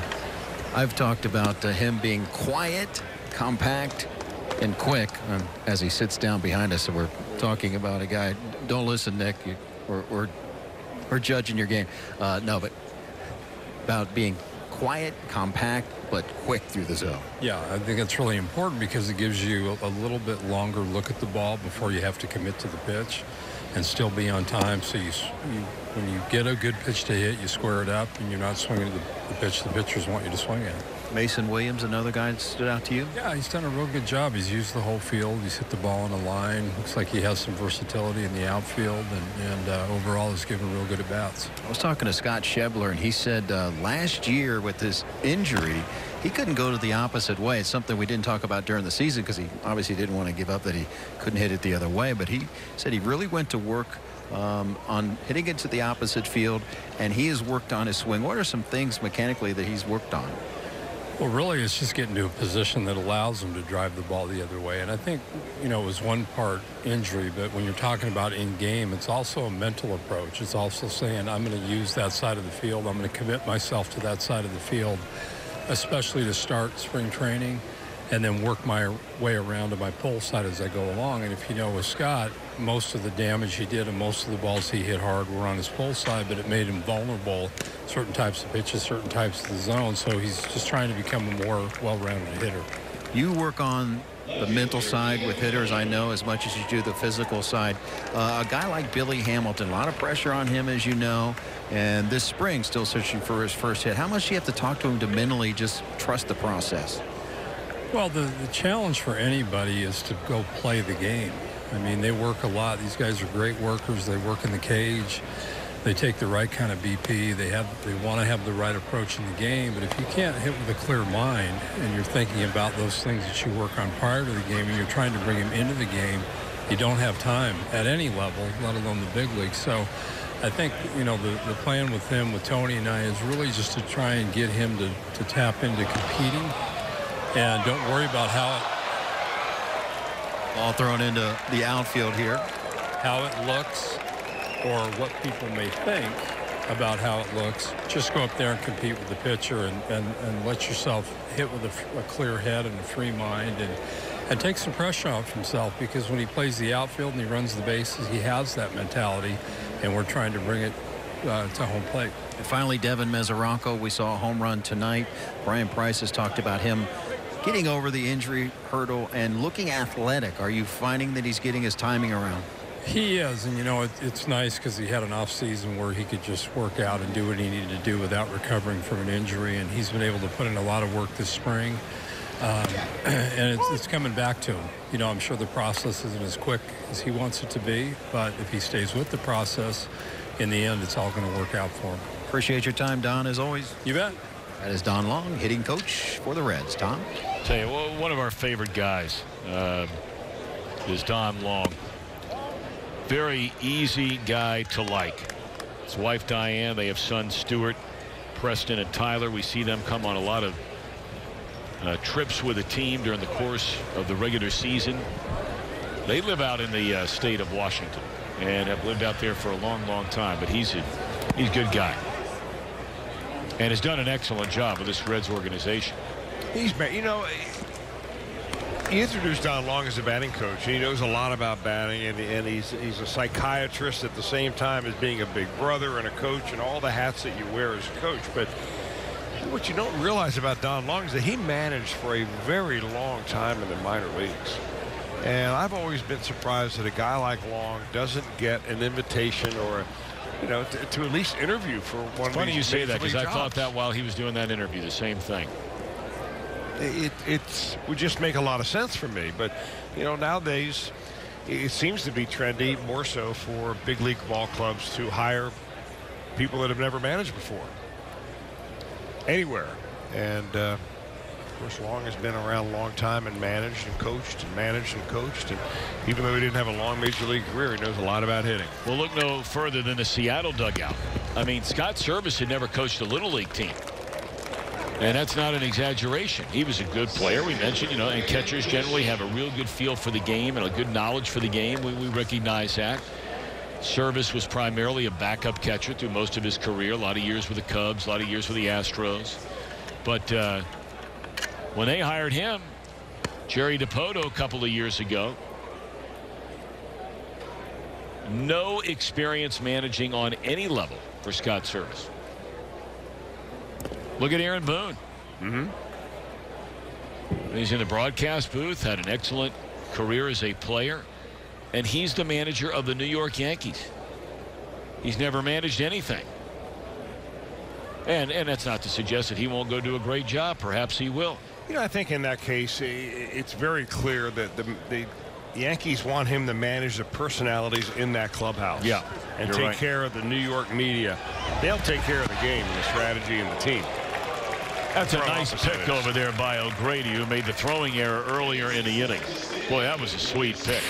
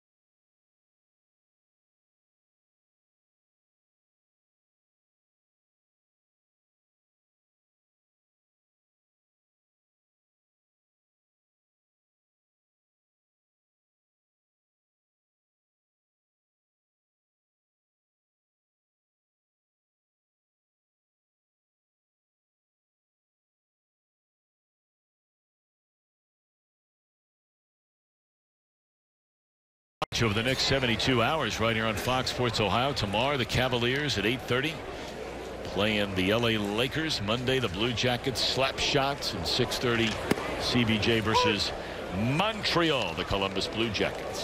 Of course, tomorrow is a big day in sports, starting a very, very exciting 3-week run of the NCAA basketball tournament, which will begin later this week. And of course, it always starts in Dayton, Ohio. They have the play-in games in Dayton, Ohio every year, coming up on Tuesday and Wednesday. Those teams will be announced tomorrow. Xavier, the champions of the Big East Conference, lost yesterday in the conference semifinals at Madison Square Garden. A thrilling overtime game and a heartbreaking loss for the Muskies, who blew a huge lead And the question is, will they be still a #1 seed announced tomorrow? The UC Bearcats, meanwhile, big win today after a sluggish start.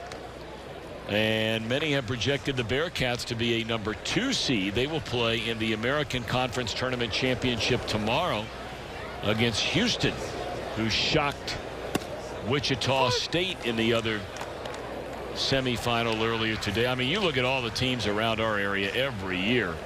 Again, you know, you got 2 teams ranked in the top 7 in the country that are about 4 miles apart. Big question mark, will Louisville get there? Kentucky's playing its best basketball of the season, winning again today, and will play in the SEC championship tomorrow. Know all about the Ohio State Buckeyes. Big time year this year in the Big Ten. It's going to be fun. Wright State on its way to the NCAA tournament. I mean, you're talking about like, what, 6, 7 schools. 4 of them less than 15 miles away, or 50 miles away, and all within, what, 90 miles roughly. Yeah. Pretty amazing.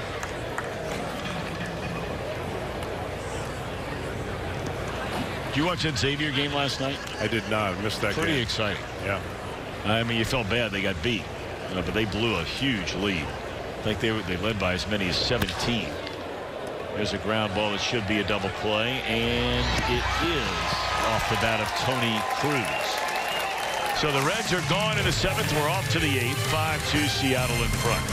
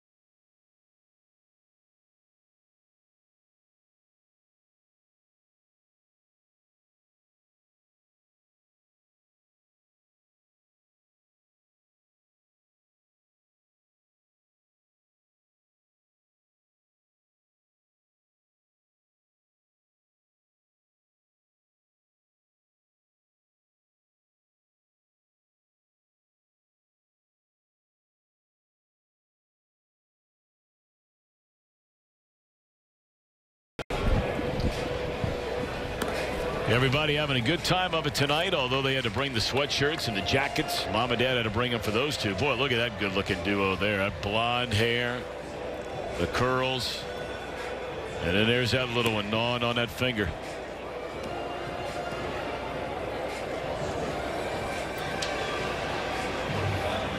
Take a look at some of the changes that have been made at every position. Dixon, Goodell, Elizalde in the outfield. This guy on the mound, Chris, I'm curious as to what you think. This is a guy who had success, and we talked about it the last time we had a TV game with the San Diego Padres. He had a couple good years with that team. Yeah, back in 14, he was a guy with a really low earned run average. He was in 56 games. Not a closer. He's only got a handful of saves in his career, but he's always a good setup guy. And then he really fell on just bad times. Had a very difficult time last year. Got cut loose, and the Reds have signed him up. But he has thrown the ball very well here in the Reds camp so far. Kevin Quackenbush. He has worked 4 games. He's allowed 3 hits, not a single run. He has struck out 6 and only walked 1 batter. He is really pitching well. Now, you know, the cynic in all of us will say, well, he's coming into games like this where primarily the team has a lot of backup players in. But look, all he can do is go get people out. If you don't get guys out in games like this, you don't get a chance to pitch in the front of a game. And I think the fact that he has some bullpen experience at the major league level gives him an edge up on some younger guys.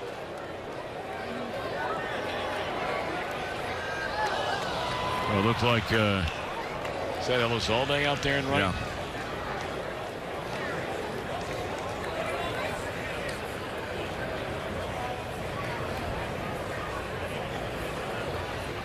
You know, anytime you have a guy like Quackenbush who seems to be just rolling right along, throwing the ball very well, having good year after good year, and then all of a sudden really hit on hard time, it's got to be some kind of injury-related thing, because you don't all of a sudden just lose your stuff when you're 27 years old. That's basically what happened. He's now 29 in his spring training.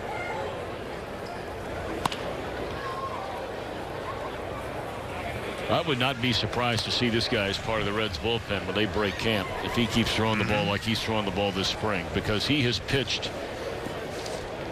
better than guys that are getting a chance to pitch so far this spring who don't have big time reputations.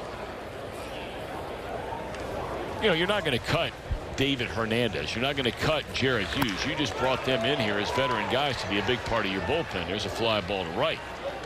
But there are some other guys who might have had a good couple of weeks, or you think they're going to be good in the future, but they might not be having very good springs right now. And you know, you just as easily send those guys down to AAA as you can a guy like Quackenbush who has a lot more experience. Well, I think the one thing that goes against your favor if you're Kevin Quackenbush is that you are not on the roster.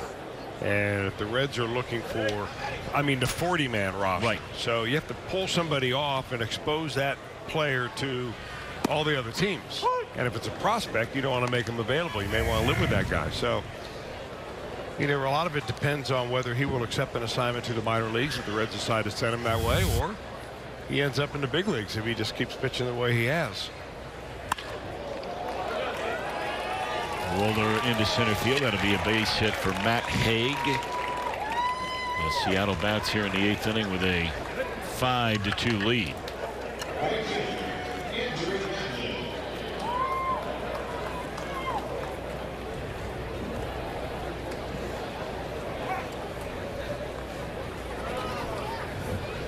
And we mentioned a couple of weeks ago that for a lot of guys like Quackenbush,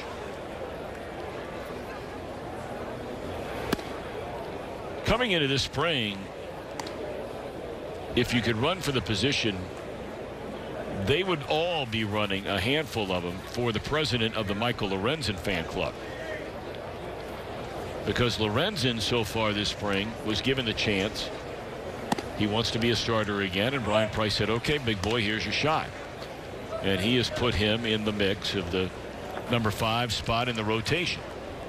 Lorenzen, 2 innings, 1 run his first start. He really got roughed up by the White Sox his next time out, gave up 5 earned runs in just an inning and a 2/3. And then in a B game, he shut out the Rangers over a couple of innings for a nice bounce back effort.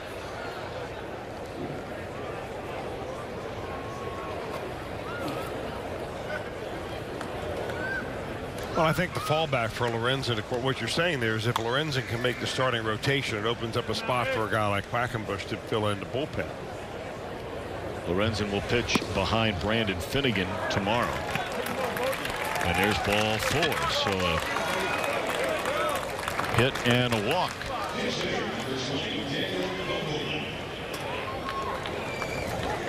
Here in Arizona, they do not change time. Daylight saving time will celebrate its 100th birthday. It began in 1918, enacted by the United States government as a way to save coal during World War I, and was meant to only exist during wartime.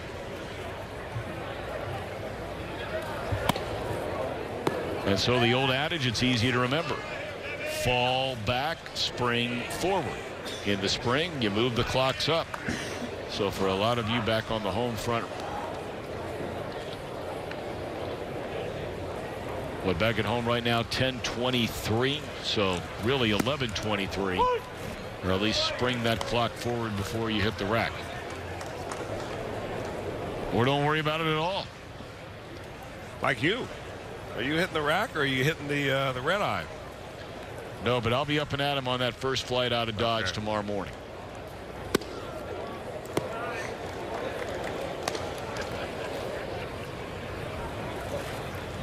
wasn't going to make the red eye tonight. That was spring training baseball at nighttime.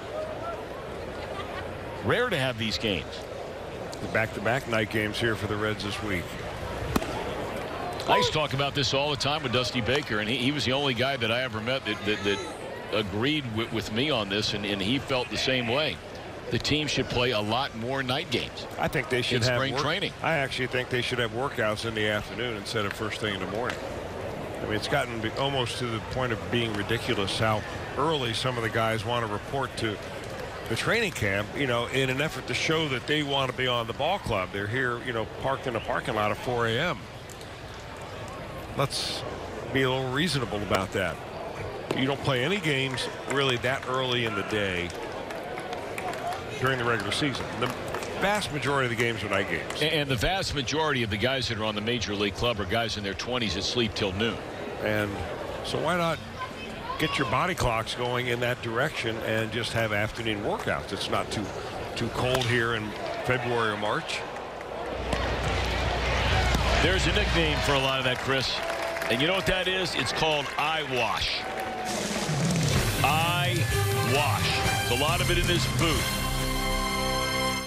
There's still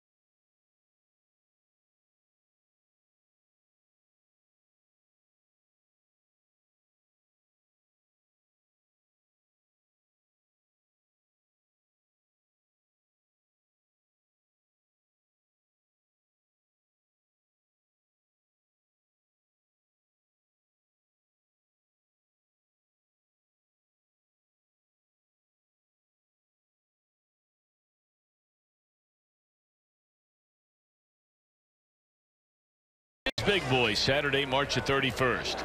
Arrive early. We have the big block party at the Banks featuring a Reds Players Parade, mascot parade, face painters, jugglers, a lot of music going on. And don't forget, 14 and under receive a kids opening day cap. For tickets, visit reds.com. That'll be a 2:10 start on that Saturday afternoon. It's the second game of the year. The Reds this year, as you know, open on a Thursday. Friday will be the traditional off day. And then the Reds play Saturday and Sunday. You know, there are a lot of teams in baseball this year, and the Arizona Diamondbacks are one of them. I was talking to a friend of mine who works here the other day. The Diamondbacks play this year Fridays or Thursday, Friday, Saturday, and they're off Sunday.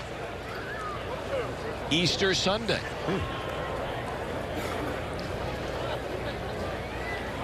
I think baseball should give serious consideration to not playing on Easter Sunday. There's a swing and a foul ball back. I mean, the NFL only plays one, maybe two games total on Christmas Day. And they change games if Christmas falls on a Sunday. They'll play the final weekend or the second to last weekend of the season on Christmas Eve day. Been a lot of talk about that for a long, long time. Ever since, you may remember, a lot of people, as Dixon goes down swinging, a lot of people remember, some maybe don't know this. The reason the Reds are no longer the opening game, the first pitch of the baseball season, as they were for over 100 years, is when television wanted to start the baseball season on Easter Sunday, on a Sunday night in Cincinnati. And the owner at the time, Marge Schock, said no chance that we are going to be playing on Easter Sunday to start a baseball season.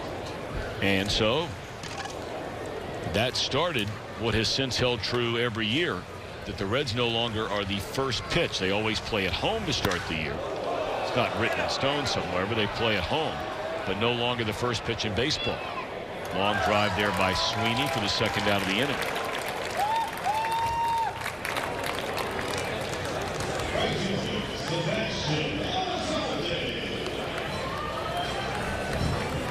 And incidentally, to finish that thought, Easter Sunday this year for the Reds is a 4:10 first pitch. So that'll be a late Sunday afternoon at Great American Ballpark.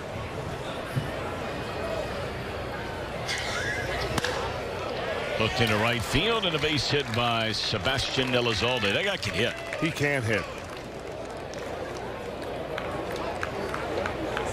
Had a good spring last year, had a nice season in the minor leagues with the Reds. He's got some pop.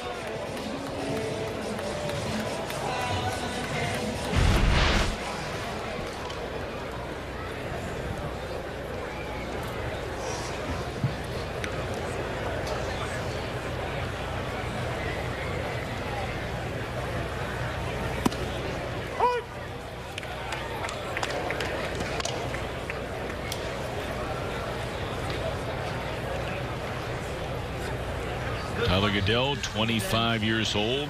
We remember him when he played for the Philadelphia Phillies. Yep. He had a very bright future and then kind of fell on some tough times. Ended up being picked up by the Reds after he was designated for assignment by the Phillies. That was last April. He'd been in the Reds organization last year. He had 277 down in Louisville.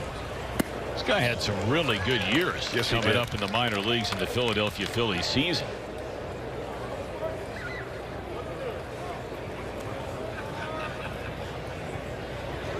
In 2016 was the opening day roster spot for the Phillies.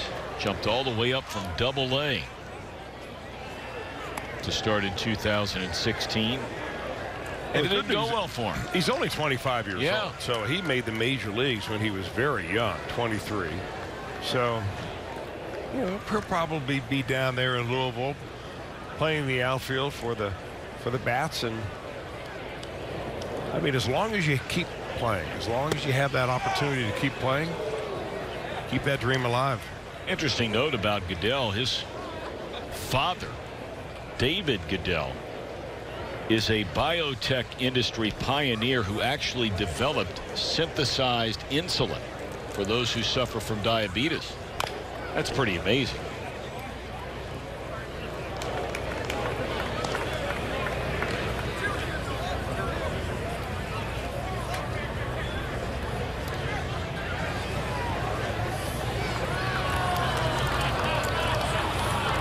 Had a brother also that pitched in the major leagues for a short time for the New York Mets, Eric Goodell. Started two and laid off.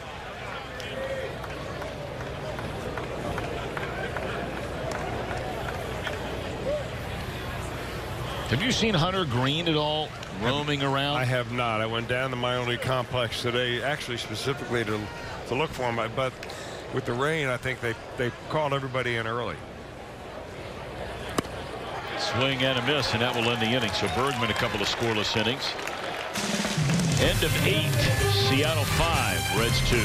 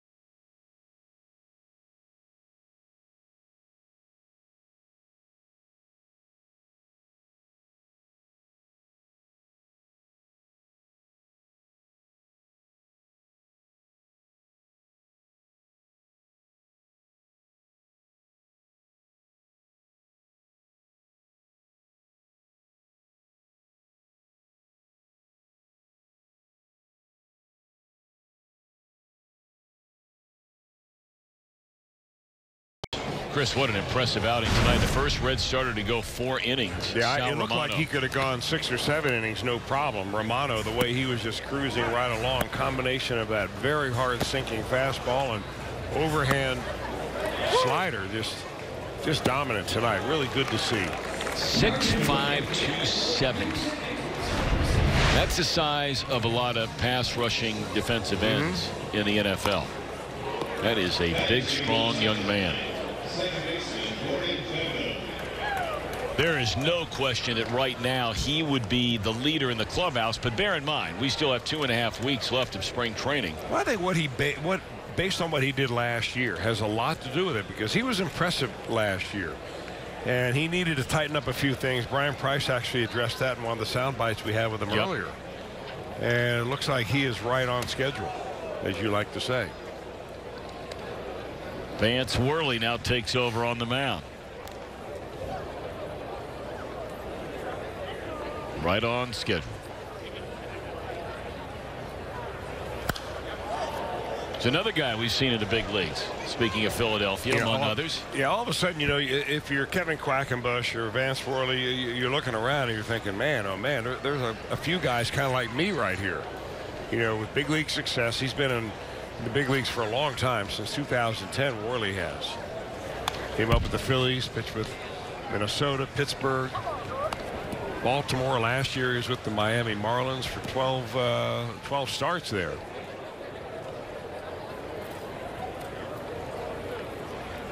Starter and reliever.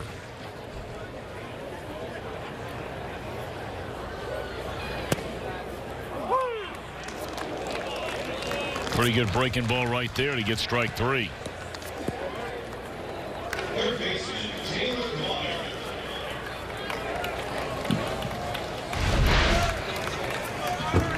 He's got an 8-year major league career, earned run average over that entire time right around 4. And if he makes the ball club, probably be a long reliever out of the pen. He's looking for a scoreless outing.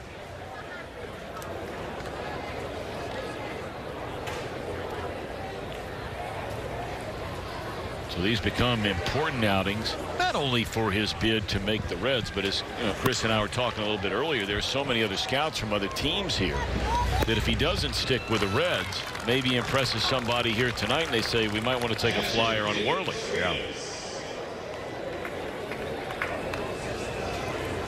I see where Lance Lynn signed a contract. Did he? He's going to go with the Minnesota Twins. Well, that's a nice sign for the Twins. Guy's a good pitcher. There's still a few out there. Always liked Lance Lynn. I know he became the, I'm not going to use a term that, you know, the whipping boy, if you will, in St. Louis by the fan base, although you could certainly make an argument for that. You know, early in his career when he pitched really well in the regular season, had a couple of postseason games, didn't go his way. But I'll tell you what, you go up and look up and down the numbers for Lance Lynn outside of that 1 year he was hurt. He has put together a really good major league career. Indeed. All right, Reds will bat in the bottom of the ninth. They're trailing by 3.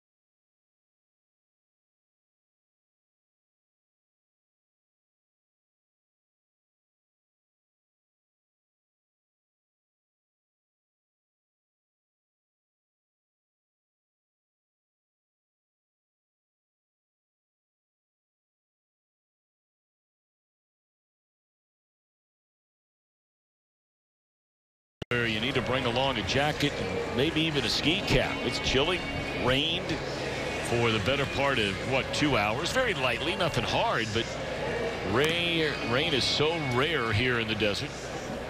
But they're used to it, the folks who have made the trek down from Seattle.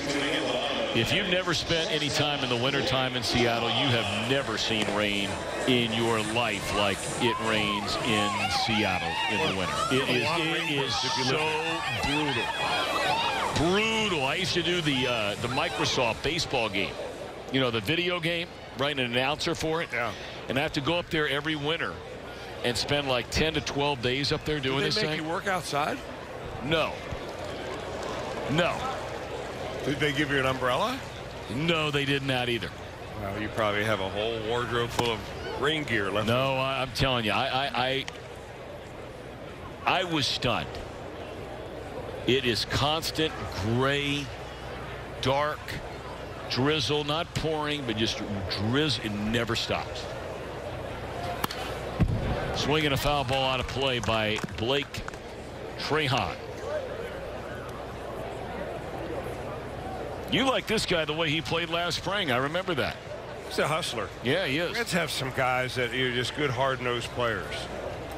Getting a chance to play here. He's facing another guy who's kind of a low minor league pitcher, one of the better prospects the Mariners have, and Art Warren.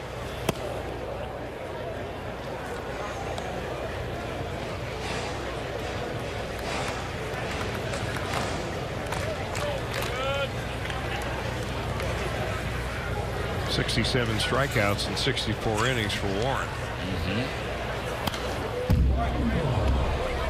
Big, strong young man.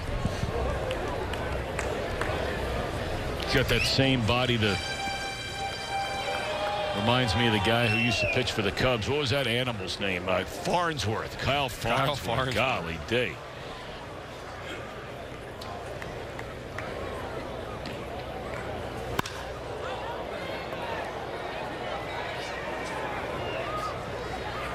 Pop up into right. Got a chance to talk about Nick Senzel before this game started. We were talking about him when he made this play. Beautiful play on a high hopper, well behind the second base bag, crossing to the other side of the infield. He also hooked a double down the third base line in this game.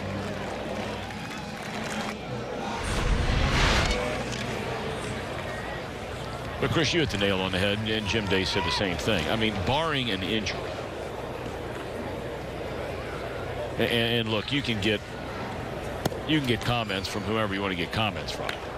Barring an injury, Nick Senzel will start the year at AAA. I mean, even with an injury, he's going to start the year at AAA. He's going to spend his allotted amount of time minimum at the minor leagues. But you know, we found out last year that you can spend that time at a different point in the year as well, as we found out with Amir Garrett.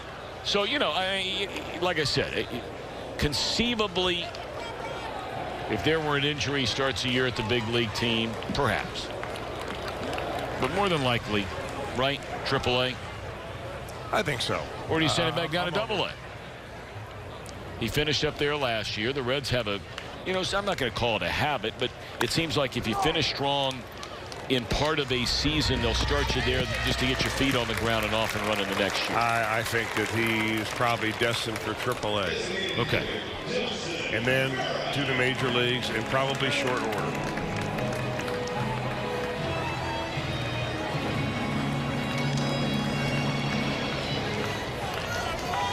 Here's a guy I really wish we could have seen play more, and what his future holds with the Reds, I don't know. He's out of options, and because of shoulder trouble, he has rarely, if ever, played the field defensively. But boy, we've seen him swing that bat, and this guy can hit, and he was a huge prospect with the New York Mets. Dielson Herrera. And he's only 24 years old, and you hate to see a guy like that, you know, not being in your organization because of the injury has held him back, and then you have to let him loose, and then 2 years later he becomes a really great player.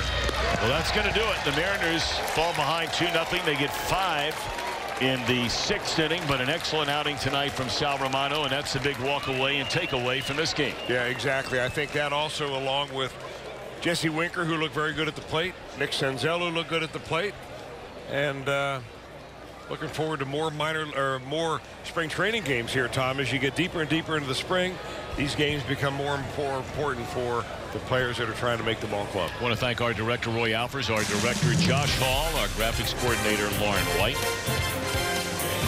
For Chris Wells, Jim Day, and our entire crew, Tom Brenneman, thanks for joining us on this Saturday night. Don't forget, move your clocks forward tonight before you go to bed. And we will be back with you for Reds baseball. We will be back next Sunday. Chris and I will be. Have a great weekend, everybody. Take care.